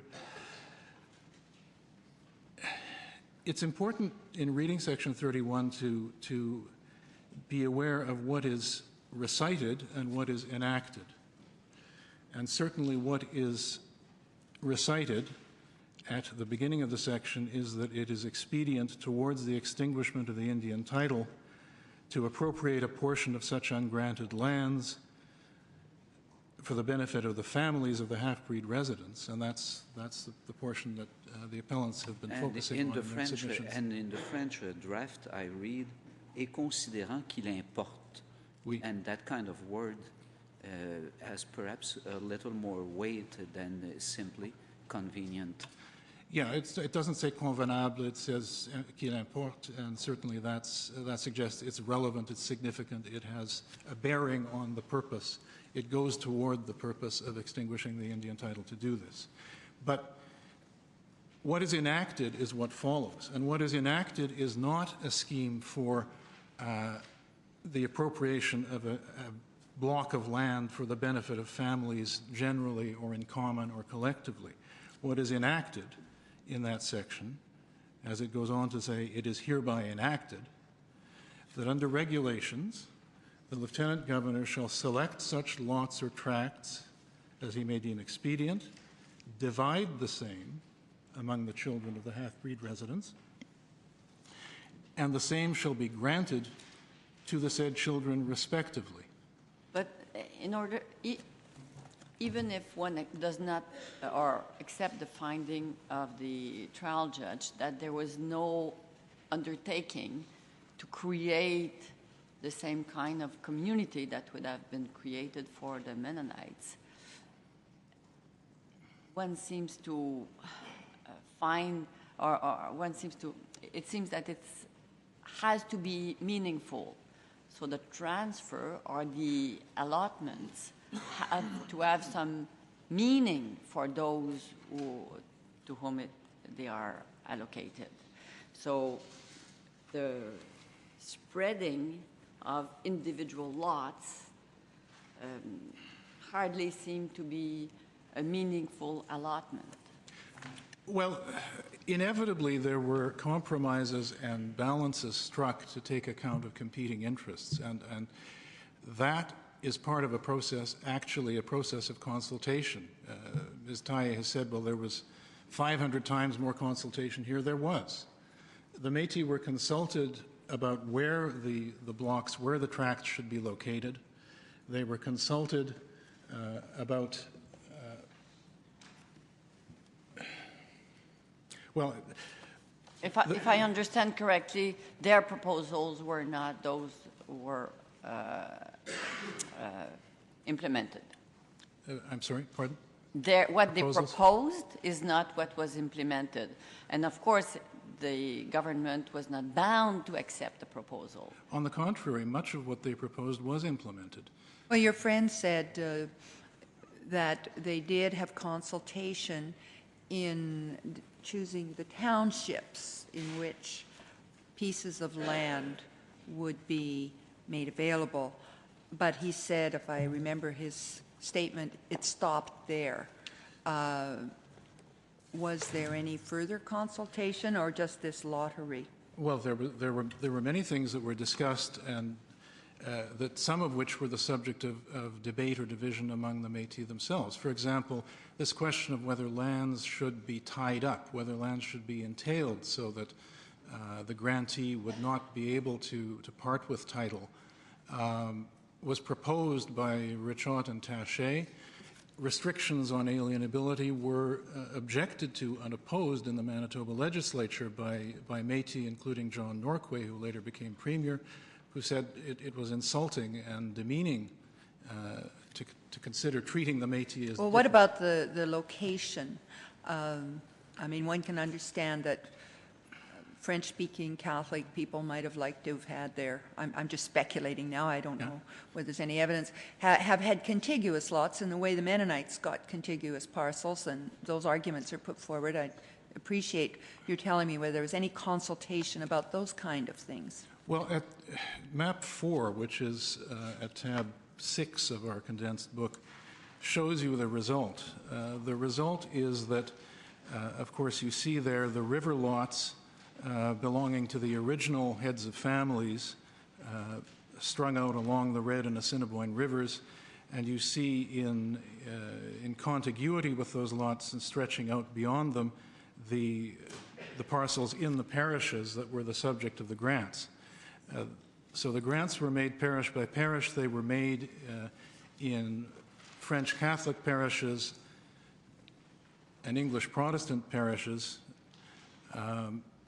Now, as to the specific question of whether within the French Catholic parishes there was consideration for a different scheme of allotment, I don't believe there was, but the lottery system was thought to be fair and equitable in the sense that it distributed the chance of receiving a favorable or unfavorable parcel in an equal way. I'd obviously observe as well, in the absence of restriction on alienation, it was entirely open to recipients to exchange lands, to sell lands, buy others if they found the locations inconvenient. So despite all of the record, I mean, a detailed analysis has not been done lot by lot and grantee by grantee for each of these 6,900 people. But the overall result is, in my submission as manifested by map 4, that in keeping with what Parliament enacted, those lots were selected and apportioned and granted to the children of the Métis heads of families. And indeed, more than 1.4 million acres of actual land, title to land, was distributed. Yes, afterwards, scrip was given to people who were identified later, much later, as possibly being entitled. That's a whole other question. It was obviously necessary to implement the scheme. We're told to implement it quickly. To do that, you had to know how to divide the 1.4 million acres. You had to know how many people were entitled. In my submission, it was reasonable entirely to establish a cutoff date or a deadline for applications so that the apportionment could finally be accomplished. With respect to the lottery scheme itself as well, there is no evidence in the record of a contemporaneous outcry or objection or assertion that that was fundamentally wrong or fundamentally unfair.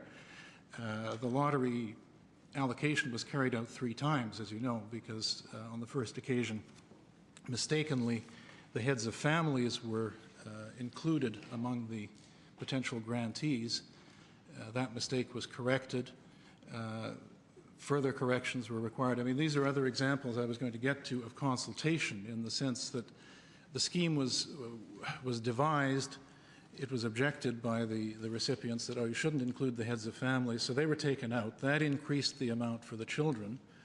But then ex gratia and in compensation or to provide further for those heads of families, scrip was given to them as well. There is the issue about what's called the outer 2 miles, because the people on those river lots had rights of hay and common on the lands beyond their river lots, extending a further 2 miles in. The original apportionment would have cut into those lands. Those people objected. The outer 2 miles were excluded. Again, it was recalculated. So some of these delays were, in fact, the consequence, this was a scheme that was new to everyone, of a consequence of adjusting and refining the details, calibrating the details of the scheme in conformity with the wishes of the people who were getting the land. Now, I said I would talk about limitations and about fiduciary duty. I'd like to do that for a few minutes. Obviously, it's my intention, if I can, to leave time for my colleague from Manitoba. On limitations, on the face of it, the fiduciary duty claims are manifestly statute barred. They were discovered or discoverable decades ago. The trial judge found that as a fact. The cause of action was discoverable in the 1870s and 1880s. Certainly limitation statutes were known to the law. Manitoba passed its first limitation statute in 1931.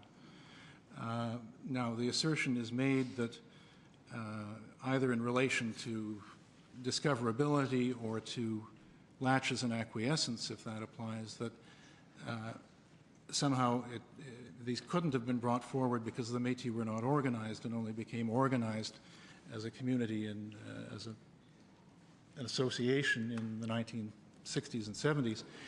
First of all, I would say that belies what you've been told by Mr. Madden, for example, about how the Métis are and were always a collective, always an entity with a strong sense of collective identity and cohesion.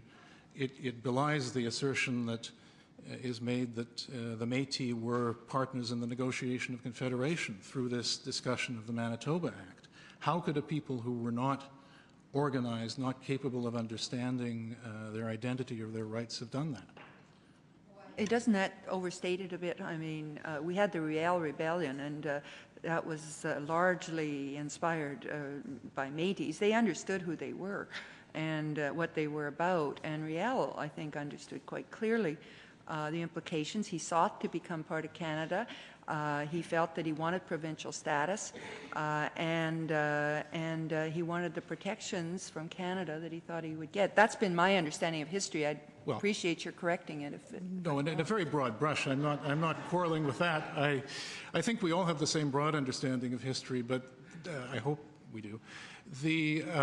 But the point is, you know, there may have been something to this notion that at times early in the history of Manitoba there were, and certainly in the wake of the 1885 rebellion, there may have been to some extent a climate of fear or martial law or other things, but there were courts.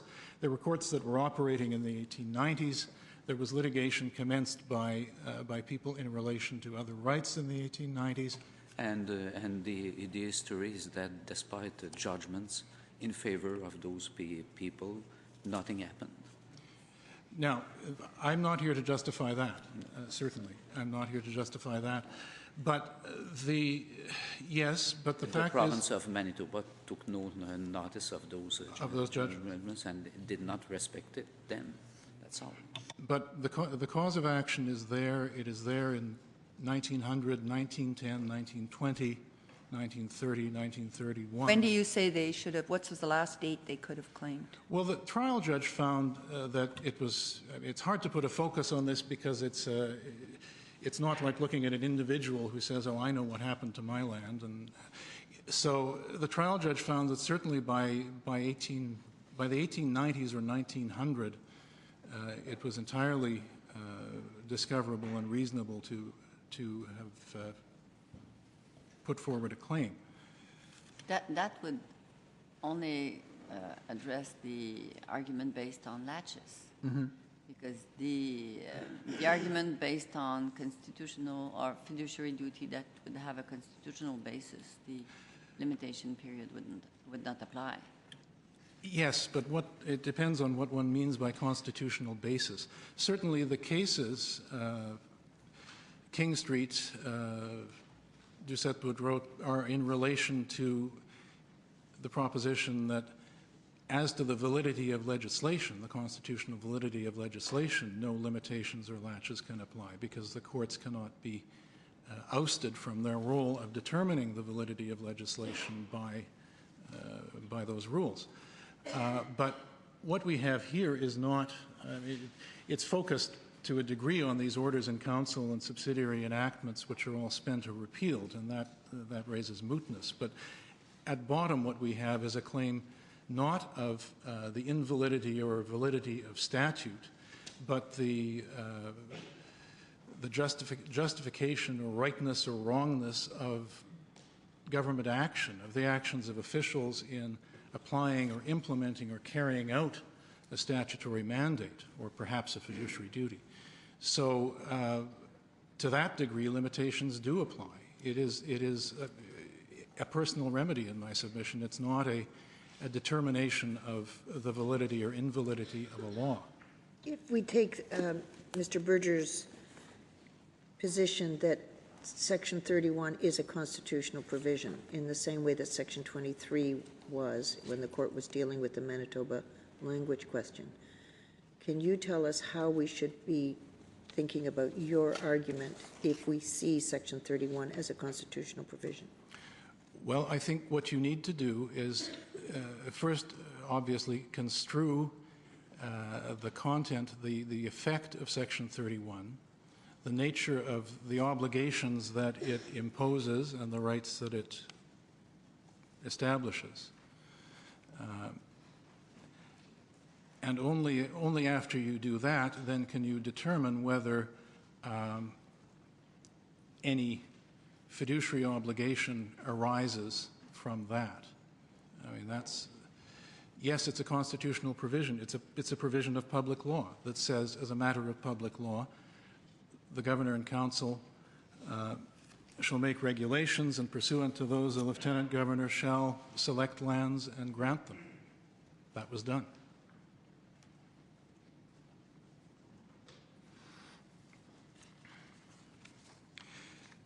Now, what I was going to touch on this briefly in connection with limitations, if I may. The trial judge, both and the Court of Appeal, in relation to limitations and latches, pointed out that in a case of this nature, it's fundamentally unfair to ignore limitations because it forces a response based solely on a documentary record, solely on documents, in some cases a record that still has gaps, notwithstanding its extensive nature. And in the absence of any possibility of cross-examination, any possibility of hearing from a witness who could tell us anything about what happened, what people thought or did. And particularly, I would say... If this was so, I think there would have been very little litigation about native rights. At the time? So even today, Delgamuc and others. But you say simply because you can't make proof on the basis of the usual pattern in court, the issues are not justiciable. That's what not our court held in Delgamuc and other cases. Certainly not, and I don't mean to say that. I acknowledge that where there is a claim to existing rights based on either the existence of Aboriginal rights or a historic treaty or some other event having its roots in the past, absolutely, the court must make a determination of the content of those present-day rights and is faced with the challenge of doing that in some cases by going back to transactions, as in Sapien and Gray transactions in the 17th century. But here, where there are no present-day rights in issue, there is no assertion that an existing statute or order in council is invalid or that a decision should be set aside or something should be reversed. It raises difficulties, and those difficulties should not be grasped unless or not be reached for unless one has some confidence that it's necessary and that it's possible to grasp them and take stock of them and properly address them. I mean, the law presumes the application of rules to human behavior. It does that on the basis of the premise that you can find facts, you can have a satisfactory evidentiary foundation that enable you to say with confidence what a person's motivations were, what a person's conscience told them, what a person intended. Well, but Mr. Berger said that there's an extensive written record of statements that he would say constitute admissions against interest, if you like, by the Crown, in respect to the Crown's position today. So what more do you need? Well, that's what the trial was about, and that's what the trial judge looked at and what the Court of Appeal looked at and what led them to conclude, as they did, that that record did not support the notion that there was a promise that was broken, that there was an assurance to give the land. I think that's where it stops. That's the issue, but I guess I was just responding to your argument that, well, the witnesses aren't here. And, this is all, and I don't want to be taken as overreaching. This is all just to the point that where the question is moot or the issue is academic or on the face of it barred by limitations, one shouldn't be anxious to go behind that and pronounce, perhaps in obiter dicta, pronounce on the merits of the situation where limitations or latches would say properly it stops.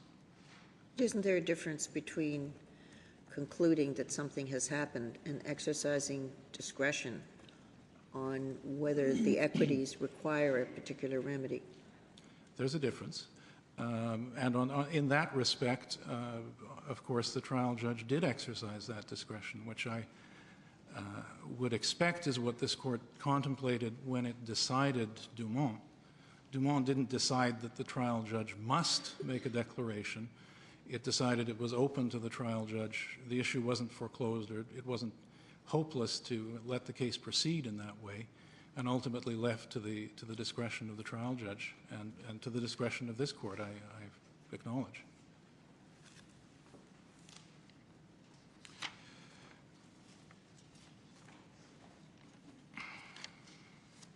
Now, on fiduciary duty, you have our submissions, of course, in the factum, and I don't have time to delve into those in great detail, but at bottom, I submit the proposition is fairly straightforward.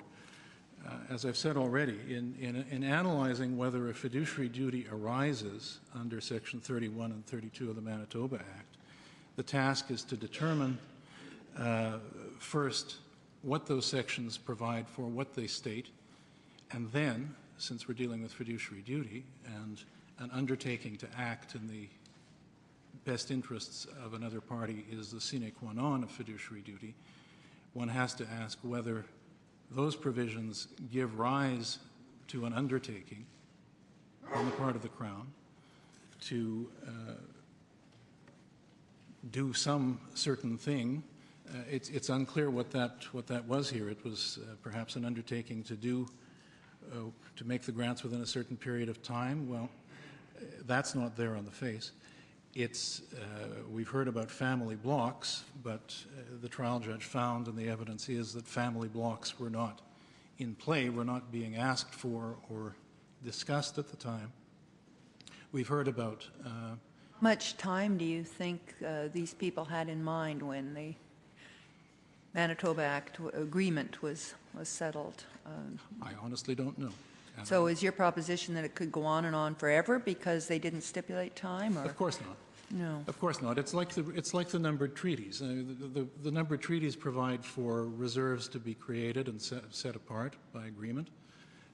That was done in some cases very quickly and in others very slowly. I don't think it's possible to stipulate a deadline, a number of months or years. Certainly it must have been the expectation of the parties that things would be done with reasonable dispatch and as quickly as the circumstances allowed. That required a lot of things. It required, in the first place, a survey of the province because the province wasn't surveyed. It required identifying and setting apart the land, the block of land that would be from which these grants would come. It required ascertaining who was entitled. It required ascertaining then how the land would be divided, how large the parcels would be, where they would be. And in the meantime, there were debates and discussions about entailment, about imposing conditions or restrictions. So, but just as an example, and maybe in order to come back to the point about evidence, in relation to the third of these random draws, there's the criticism that it took a long time. It took over a year, and that was longer than the first two had taken, and that this was because the lieutenant governor who was doing it was only able to devote a portion of his time to that task. That comment comes from a newspaper report of somebody saying that he said that the lieutenant governor only had a portion of his time to devote. We don't know what else was going on or why. There's nobody we can cross-examine. It's double hearsay. So that left the trial judge and the Court of Appeal certainly saying, well, much of this seems unexplained. But on the face of it, well, we can well think it could have been done more quickly. It's not an enormous length of time. It's not many decades, as is the case still with treaties in some cases. So it's a public process. It was a new process. It was carried out, of course, a century and a quarter or more ago in conditions that are very different from today. And we're asked to look at it and say what should have been done. In any event, coming to a conclusion, really, on the fiduciary duty, on the undertaking, the position is stated in the factum, of course, at length. Both the Aboriginal law cases and the non-Aboriginal law cases in this court emphasize the importance of an undertaking. And they say, in Elder Advocates, this court has said very recently, in the Aboriginal context, that the undertaking is supplied both by a history of dealings, starting with the Royal Proclamation of 1763 and carrying forward to the Constitution Act 1982, and by considerations analogous to those in the private law sphere.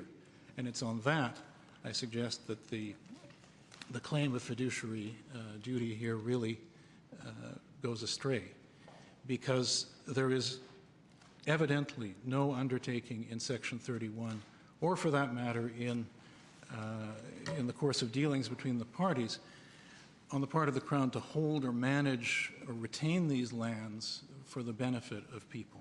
On the contrary, there is an Act of Parliament, a provision, a constitutionalized provision by virtue of the Constitution Act 1871, that requires that these lands be selected and granted to individuals, and that is what was done. So it's not a scheme in which the Crown has taken property into its control. And so your point is that it was done and it was well done? It was adequately done. It was done in many, many ways, as I've tried to explain here and in more detail in the factum, in ways that took account of the wishes of the people at the time. Yes, that sometimes balanced those against other public interests, but that's what government does. So the fact that it took an enormous delay, the fact that the lands were spread in a way that made them useless or worthless, is not a factor?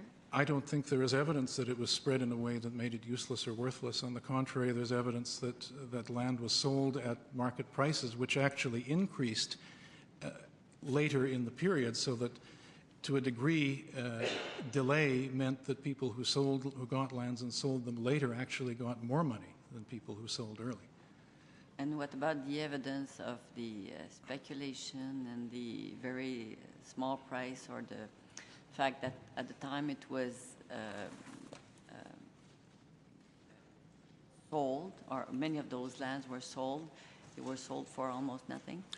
There was evidence of some sales to speculators. There was evidence of sales at prices, market prices. The average, if I recall the record correctly without taking the time now, was $250 to $350 per allotment. That was at a time when laborers' wages were $1 or $1.25 a day. So overall, the notion of there being a widespread disposition of land at very small, very low prices is exploded by the record and by the trial judge's findings. So, Can I ask you? of course. Yes. You said there was no evidence of any undertaking. What the appellants have said is that the evidence of the statements during the negotiations of both MacDonald and Cartier, and in particular the postscript to the letter, is evidence of an undertaking to manage in the lands in a certain way. Well, my answer to that, and I really could close on this notion, is that where the Crown gives an undertaking, where it's being said that the Crown has taken upon itself a fiduciary duty, one would expect to find that in a formalized document that clearly manifests the intention of the Crown. And one does find it in statute, one finds it in orders in council, one finds it in Indian treaties that are ratified by order in council, in proclamations. It's the Crown that's making the undertaking. It's not a minister, even a prime minister. It's not a member of Parliament. Ultimately, what Parliament, what the Crown committed to is what Parliament enacted and what the Governor and Council gave royal assent to. And that comprises the source of the undertaking. So you're saying we would, in order to accept your position, we would have to say that MacDonald and Cartier did not have authority to speak on behalf of the Crown? No, I wouldn't say that. But they weren't, in the extracts quoted, they were not being asked to do that. They were not being asked to give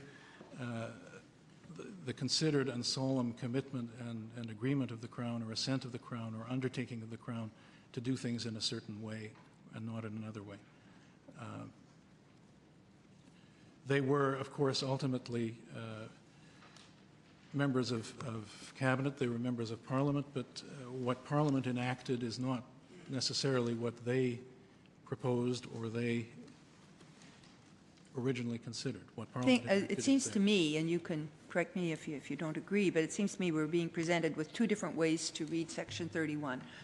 The appellants say you read it contextually, and these words, the grant, etc., that there would be grants. You read them contextually, you read them in light of the negotiations, and those inform Section 31, which is the source of what they say the undertaking is.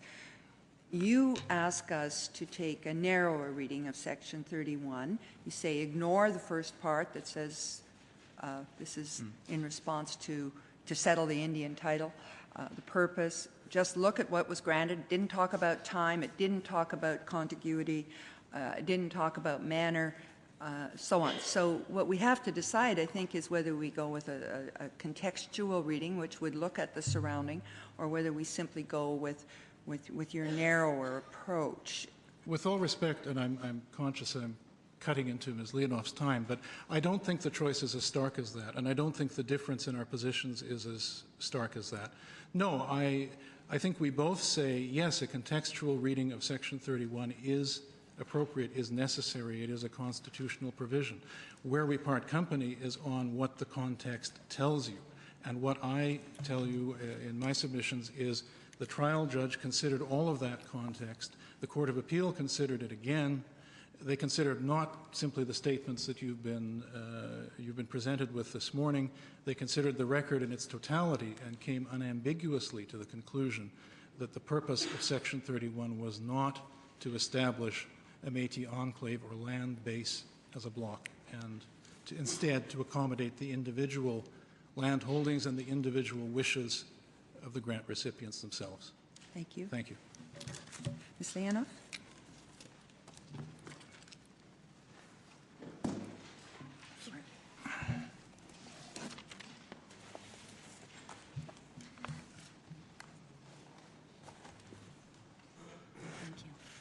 Chief Justice, Justices, we are here today to discuss, in respect of Manitoba, 8 statutes, 6 of which were repealed 40 years ago and 2 of which were repealed 100 years ago. The case against Manitoba brought by the appellants is not the same as the case brought against Canada. The only allegation brought against Manitoba was as to the constitutionality of 8 particular provincial statutes. I'm not going to take you through those statutes today. They're in my materials. But I do want to emphasize that those statutes did not implement Section 31. What they did was set contract rules for the sale of property within Manitoba, Section 31 properties. They talked about the Manitoba torrent system. They talked about the Manitoba Court of Queen's Bench. They talked about making good on mortgages through the provincial treasury. Those are the statutes in respect of the Manitoba case that you are being asked to rule on. And the fact that those statutes had been repealed for multiple decades led the Manitoba Court of Appeal to apply this court's reasoning in Borowski and apply the doctrine of mootness. The argument on mootness is not made in respect of Canada, it's made in respect of Manitoba. Limitations and latches are made in respect of the Attorney General of Canada. So I intend to address 2 points. One is to discuss mootness with you, and then second, in the alternative, is if you choose to go on to discuss the constitutionality of the Manitoba statutes, then I will make the submission that they fall squarely within Section 92 of the Constitution Act, and this is important, and they reflected the will of the Métis. So let me turn to my first point, which is the application of Borowski to repealed statutes. This court held in Borowski that it is not appropriate, it is not for courts to rule on the constitutionality of repealed legislation, because to do so is to offer a private reference. And that is precisely what my friends seek, a private reference on the constitutionality of repealed legislation for the sole purpose of influencing government policy. In this case, the influence that they want to have on the governments is to force the governments to negotiate a land claims settlement. Whereas right now in Manitoba, as the evidence showed at trial, Manitoba is involved in a number of other efforts, but not land claims negotiations. So it is a private reference to change government policy. Precisely what this court said it ought not to do in Borowski, and precisely why the Manitoba Court of Appeal declined to deal with the constitutionality. It is also suggested to you today that ruling on the constitutionality will help with reconciliation. Reconciliation deals with the Crown Aboriginal relationship, and it is my submission to you today, it ought not to change the rules of courts, the role of the courts, in some fashion that we disband or ignore a very well-established rules about the role of the courts in the division of powers, which is to maintain constitutional order, to rule on statutes that are alive and operating on people in order to ensure that we have constitutional order. I draw a parallel to what this court did in Wewakam and Layman recently in Lax Kw'alaam, where even though there were issues of Crown Aboriginal relationship, you applied important rules of limitations and the rules of pleadings and declined to deal with the matter on the merits. I say the same thing here. This court has said in Borowski that we have, and these are comments not just said in Borowski, we have a 3-part government, the legislative, executive, and the courts. And in the context of division of powers, the courts step in to maintain constitutional order and not to provide overarching or general opinions. So I would submit to you today that what the Manitoba Court of Appeal did was a clear application of your judgment in Borowski and ought to be maintained. The Dumont case is argued before you by my friends as precluding a discussion or an application of the doctrine of mootness. And I would simply say to you that that was a motion to strike, and it has to be read in that narrow fashion as a motion to strike. Our trial judge heard multiple weeks of evidence, and he concluded at the end that the evidence established a sophistication on behalf of the Métis leadership. The composition of the Manitoba legislature for 8 years was dominated by the Métis. The ease in which a constitutional challenge could be brought at that point in time, we saw not only that you had to go to court to bring a constitutional challenge at that time, but you could write to the Governor General, and there were numerous, and you'll see them in the record, numerous petitions and letters to the Governor General asking for intervention, a simple and easy way. And based on all of this, the trial judge chose the doctrine of laches, basically saying that Manitoba had been denied the opportunity to amend its statutes if they were unconstitutional in a reasonable fashion, and the Court of Appeal preferred the doctrine of mootness. So I would submit that this court ought to uphold that decision by the Manitoba Court of Appeal. I turn then to my second point, which is in the alternative, if you wish to go on to deal with the Manitoba statutes, then I point out to you that these statutes, in fact, were dealt with by the Manitoba Court en banc, the 3 members of the Court of Queen's Bench before we had a Court of Appeal, in the decision in 1891 of the Mathers case. And that is cited in my materials.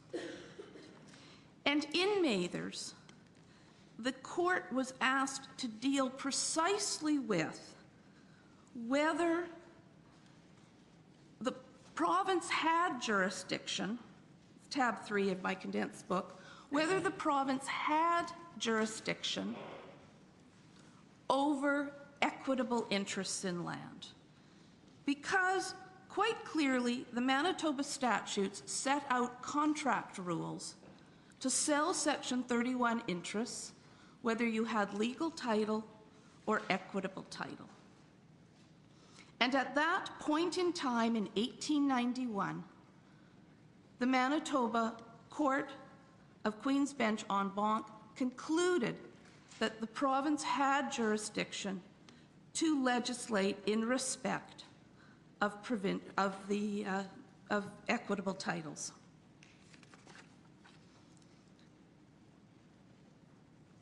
The Manitoba statutes have been argued in my friend's materials to have either facilitated sales or allowed for the transfer of land into the hands of people who were not Métis.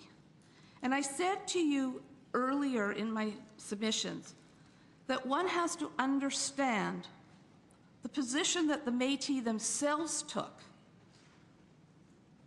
in respect of Section 31 at the time. When Section 31 was passed in Parliament, it was brought back to the Manitoba Council, the Manitoba Legislative Assembly, at the time the Legislative Assembly of Assiniboia, and they voted on it. They voted to accept the Manitoba Act. They voted to accept the words of Section 31. And what does Section 31 say at the end?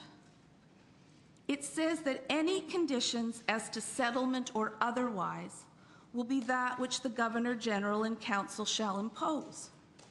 Those were the words that the people themselves read. And those words say that Canada can put conditions of settlement on. Alternatively, Canada cannot put conditions of settlement on, or other terms and conditions. And that's what they voted on. And then, on April 25th, 1871, and that's the OIC from Canada, which is at tab 6 of my condensed book, Canada says something. It says to the people of Manitoba, we as the Canadian government are not going to put conditions of settlement on these grants, but we are going to allow Manitoba to do so if it so desires. Justice Deschamps talked about consultation, Chief Justice as well, talked about consultation. Here's an example, what I would call today cooperative federalism. I know Justice Abella likes that term, cooperative federalism. Here's a perfect example of it, an early example of it, and an appropriate example of it. Canada is far away. It's off in Ottawa. Let the local people decide. That's consultation. Let the local people who wanted a legislative assembly and wanted to be a province, let them decide. And so, that's what the Order in Council says, recognizing Section 92 of the Constitution Act and Manitoba's authority.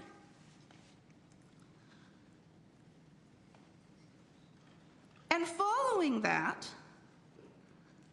and I should just make one point, Justice Deschamps, because you asked again about consultation, and this OIC of April 25th, 1871, Bishop Taché, who was a spokesperson on behalf of the Métis, not Métis himself, but a spokesperson on behalf of the Métis, and this is in paragraph 18 of my factum, he writes a letter in 1872 to the Prime Minister, and he says that this is a good OIC. He says this OIC should be maintained. So there, you've got that consultation. This record is replete with letters, communication, discussions. You have Father Rashot going to Ottawa, and it's discussed in the factum. He goes, and he says, I want to talk to you about the Haylands. There's discussion. There's discussion, and there's changes by Canada when Father Rashot comes. And so what we have is letter after letter after and document after document of discussions going on in Manitoba. But what we don't have, and what we will never have, and this is why Canada's limitation point is, I would submit, important. We don't know about any of the conversations that weren't reduced to writing. So maybe there's more consultation. But at least on the April 25th, 1871 OIC, which I point out sets the lottery, there's a letter by Bishop Taché saying this ought to be maintained. And so then what happens? It's sent back to Manitoba by the OIC, and what happens? Well, I would submit, and I refer you to tab 8 in my condensed book, and there you have a letter. I'm sorry, tab 8 is section 17. I put that in just to tell you who's voting for our first legislative assembly. Because Justice LaBelle made a point about the Métis becoming a minority, and clearly they did. But when and how long? The first legislative assembly is voted on by the people of Assiniboia. You had to have lived in the entire you had to live in the postage stamp for a year in order to vote. So the Métis made up 85% of the population. They made up 85% of the electorate in the first legislative assembly. But within Canada, they had become a minority. Pardon me? Within Canada, they Of had- course, they became a minority within Canada immediately, but within Manitoba, not immediately.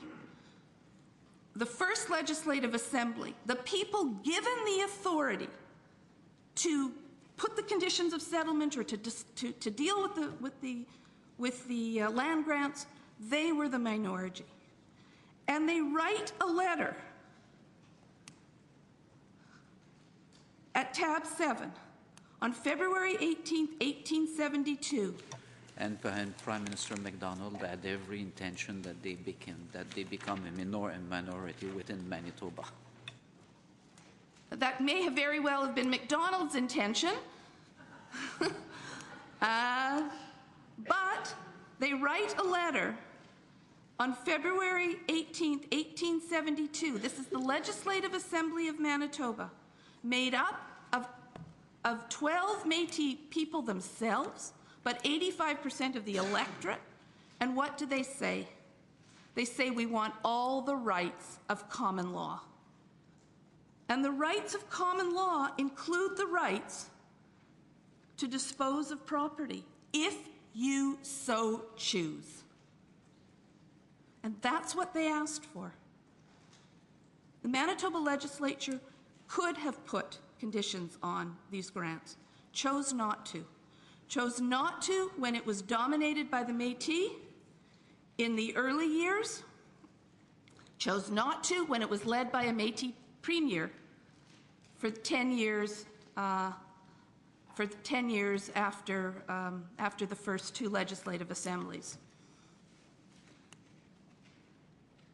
That was the wishes, you know, when you say the wishes of the Métis, when Cartier's letter says the wishes of the Métis, how better to determine the wishes of the Métis than through their elected representatives. You have 28 volumes of evidence in this case, but I would submit to you that it is the absence of evidence that speaks volumes. Because what were there no complaints about? Oh, there were complaints about delay. There were complaints about the heads of families originally being put into the grants. There were complaints about the Section 31 haylands, all resolved. But what were there no complaints about? There were no complaints about the ability to make personal choices about what to do with your land.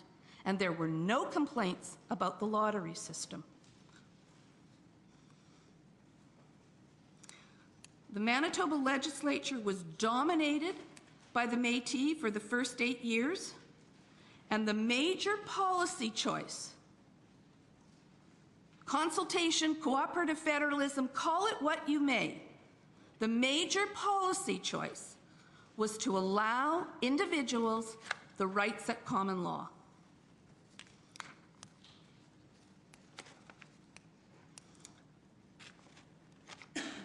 At some point, they allowed the sale at an earlier age than the common law.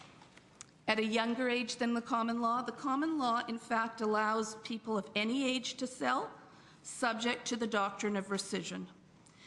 What Manitoba put in place was a system whereby you needed parental consent, which the common law doesn't require, that you needed to appear before a judicial officer to have your consent affirmed, which the common law doesn't require. And so it changed the rescission, the right to rescind at the age of 21, shortly after you turn 21, with two other safeguards: parental consent, judicial supervision. A policy choice of the Manitoba legislature, well within its Section 92 jurisdiction, and modified the common law in a manner that provided, I would argue, more protections. Rescission was going... Prior to the Manitoba legislation, we have evidence in the record that people were selling and the parents were giving a mortgage on their land as protection against rescission so that you could get your damages if there was rescission. People were making personal choices. Wasn't there some statute that Manitoba enacted in order to correct some of the consequences that were seen as unwanted when they extended the period of potential rescission. What Manitoba's legislation did, and this is another reason why litigating so late in time is difficult, because in this situation, Manitoba benefits from the fact that a particular editor that edited the Manitoba reports in the 1880s chose to put 3 cases into those reports that, I'll be quite honest, without them I would not have understood the Manitoba statutes. I refer you to the 3 cases, I believe it's paragraphs 90 to 92 in my factum. These cases tell us that the courts clearly said the Manitoba statutes do not correct illegal contracts.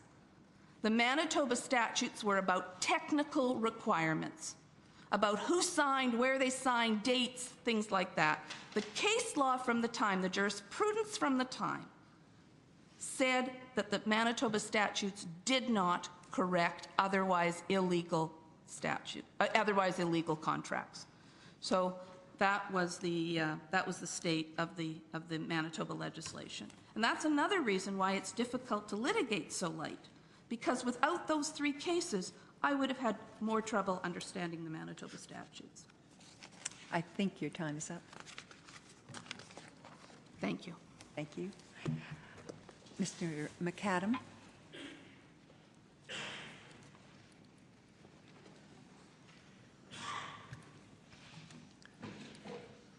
Chief Justice, Justices, what I would like to do this morning is to respond to some of the points made in the appellant's reply factum. And there are 5 points that I'd like to make. First, the appellant suggests that the court should not resile from considering cases dealing with historical grievances, and they cite several cases. One of those cases is Whitefish, but if you look at page 20 of the Ontario Court of Appeal's judgment in that case, Canada agreed as part of a pretrial settlement to abandon any defenses based on limitations or latches, so they were simply not issues in that case. The other cases, like Marshall, all deal with rights that originated in historical times, but that still exist today. This case is about a once and for all time land grant that was made in the 1870s. It's not about existing rights. It's clearly a different situation. Second, the appellants questioned Saskatchewan's submission that this case is about political negotiations and is not justiciable. In response, I would say it's about more than interpreting Section 31. The appellants want to redefine Section 31 by breathing into it the life of a backroom deal that they say was made between MacDonald, Cartier, and the delegates from Red River. In my submission, those negotiations were quintessentially political negotiations. Neither MacDonald, Cartier, nor the delegates from Red River had the authority to bind their principles. From Canada's perspective, only Parliament could bind the Government of Canada.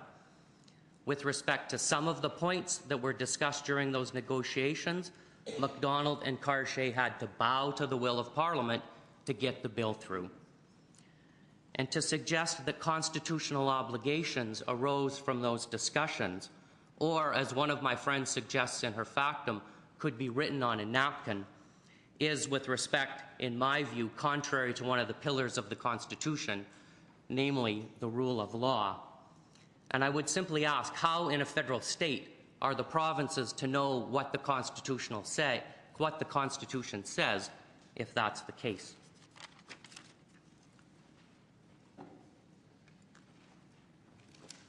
My third point is the appellants say that Saskatchewan is inviting the court to reject everything it said about fiduciary duty and Aboriginal people since Garin. With respect, that's not what Saskatchewan is suggesting. What Saskatchewan is saying, though, is that fiduciary law has developed considerably in the past 25 years. Earlier cases focused on things like cognizable interests, discretion, vulnerability.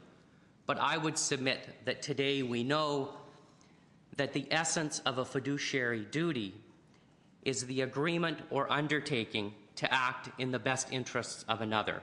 That's the sine qua non of a fiduciary obligation. And what Saskatchewan is saying is that given the broad range of the relationship between the Crown and Aboriginal people, and particularly with respect to the Métis, who were never considered to be wards of the state, it is simply not accurate or helpful to describe that relationship as fiduciary. Yes, fiduciary duties arise, but fiduciary duties should be confined to those cases which are truly fiduciary, namely where the Crown has agreed to act in the best interest of the beneficiary. Fourth, the appellants refer to cases like Osoyoos for the proposition that the Crown, as a fiduciary, can take into account competing interests. And of course, they're right. Those cases do say that. But clearly, in other contexts, a fiduciary cannot take into account competing interests. And what I would urge upon the court is not to create two categories of fiduciary duty, one for Aboriginal people and one for everyone else. It's my submission that a common theoretical framework for fiduciary duties is required that applies across the board. My fifth and final point, the appellants ask in their reply factum, what does Saskatchewan mean when it says apply the honour of the Crown and not fiduciary duty in this case? And in response, I would say that the fiduciary analysis is not appropriate because of the competing interests that the Crown had to take into account when distributing Section 31 lands. And with respect, Mr. Berger made the point earlier this morning with respect to the Guerin case, and I would say that Section 31 bears no resemblance to the wording of the surrender document that was under consideration in that case, and which gave rise to the fiduciary obligation. But Saskatchewan does take the position that the honour of the Crown can apply in this case. But I would disagree with the submission that Mr. Madden made earlier this morning that it gets to the same result. In my submission, it gets to a very different result. And I would say that the honour of the Crown applies in this case in two ways. First, it applies like it applies in other cases of statutory interpretation.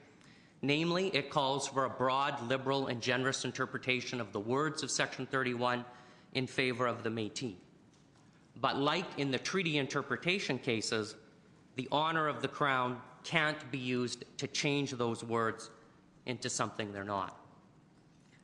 Second, the honour of the Crown can also be used as an interpretive guidepost to the public law duties that existed with respect to the implementation of Section 31. In this context, the honour of the Crown is more flexible than fiduciary duties because it recognizes the need for balance and compromise. And on the reasoning of the Manitoba Court of Appeal, the public law duties, when viewed through the lens of the honour of the Crown, were fulfilled in this case. And to conclude, on a general basis, I would say that it's clear that the honour of the Crown recognizes that need for balance and compromise. And that's why it's Saskatchewan's submission that the honour of the Crown is a better descriptor of the overall relationship between the Crown and Aboriginal people than fiduciary duty.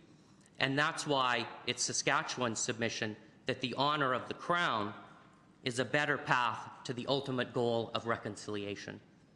Thank you. Those are my submissions. Thank you. Reply?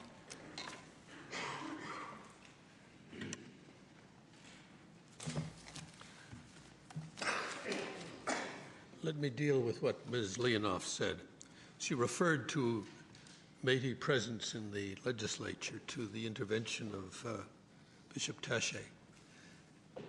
I said this is a fiduciary obligation owed to 7,000 children. Nobody speaks for those children. Bishop Taché was in no position. The MLAs in the legislature are in no position to say, oh, you don't have to do that. Let's just forget about the Section 31. It was a fiduciary obligation and had to be observed. It could only be fulfilled by, it could be discharged by fulfillment or by an amendment to the Constitution, which said we repealed Section 31. My learned friend, Ms. Leonoff, referred to the province's legislation. In 1878, they passed two Infants Acts. One was an Infants Act as we know it. It was copied from Ontario. The second one, passed the same day, was called an Act to enable certain children of half-breed heads of families to convey their land. It was directed specifically to the interest these 7,000 children had in the children's grant. And it didn't provide, the General Act said no child's land can be sold unless a judge decides it's in their best interests. The Act relating to the Métis children said the judge merely has to determine whether the child consented. Now remember, these children were as young as 8 when that occurred. And the evidence is that these consents were accepted by the courts, sometimes in batches. And the reason for that is that Professor Enns, the Crown's principal historian, had as a, before he, well, let me put it this way. He wrote 30 years ago about the province's legislation. And it's an article that appears in the materials. It's in an historical journal. And he concludes it by saying, this is at tab 56, the Métis land grant, that's the children's grant. This is at 56. It's the very last sentence in that. He said, the Métis land grant, regarded by the courts, judiciary, and the incoming Ontario population as improvident and contrary to modern development, had to be appropriated legally or illegally. Now, Mr. Aldrich cross-examined him and said, "Do you stand by that?" He said, "Yes, but I'd like to take back the last 3 words, legally or illegally." Mr. Berger, what do you say to the other part of the argument, which is that there was a wish on the part of individual Métis community to have the right to be able to dispose of their property? And my specific concern is, well, how does that square with the proposition that there was an intention to create an enclave or land base? It seems to me if you want the right to alienate your land, yes. That's not consistent with wanting to protect a land base. No, thank you, Judge.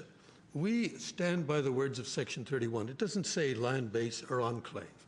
And we say that it was an obligation to ensure that the families, that this was for the benefit of the families and the children got their land. The word families indicates that they were obliged to take measures that would enable the families to remain together so far as possible. And it would oblige them to ensure that the greatest opportunity for the children to settle on these lands was available.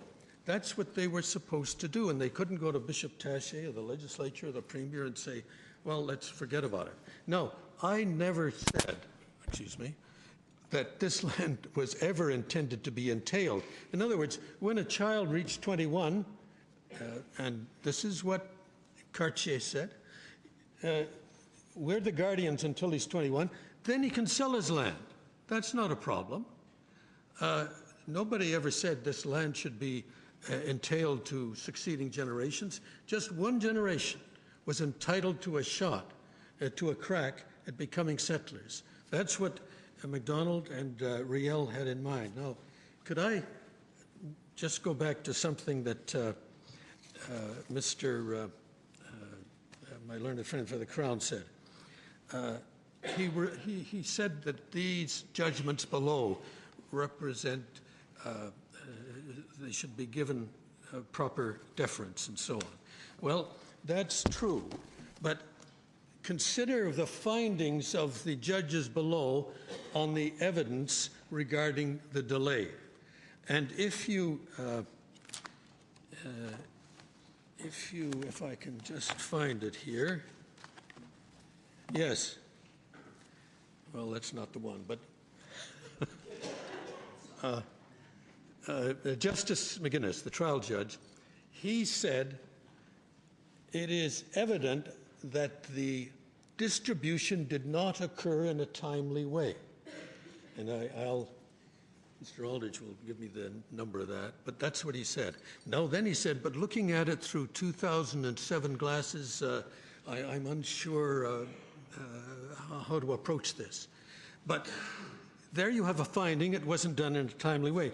Then in the Court of Appeal, and this is at page 58 of our factum, para 219, you'll remember that, if you wouldn't mind glancing at this, this will conclude my argument. You'll remember that we urged it upon you that Chief Justice Scott, with great respect, erred in saying that he could determine whether there had been a breach of fiduciary obligation without first determining whether there was a fiduciary obligation and what it meant. Now then he went, it's at para 41, tab 41 is where that is. But then he said, if you're with me, at 219 of our factum, this is what he wrote. With respect to those known events that contributed to the delay, prominent among them the cancellation of the first two allotments, the slow pace of the allotment process in the third and final round, the erroneous inclusion of adults as beneficiaries for the Section 31 grants, and the long delays in the issuance of patents, mistakes were made, and it is difficult to avoid the inference that inattention or carelessness may have been a contributing factor.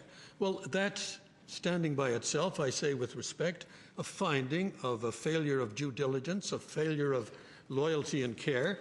Then he goes on. But there is no convincing evidence that Canada's conduct overall constituted deliberate ineptitude or unconscionable conduct as asserted by the appellants. We never used that phrase, deliberate ineptitude. I've never heard of it. But it implies that we had to prove bad faith, and we didn't have to do that. And the learned judge, with great respect, has made a finding here that on the ordinary test, he should have come down in our favor, but then he imposes this new test, deliberate ineptitude. Now, he gets it from the judgment of Justice Wakeham, not Justice Wakeham. Yes, I'm sorry. In which he said, reviewing this history of fiduciary obligation, he said, it is intended to protect Aboriginal peoples from misconduct or ineptitude by the Crown.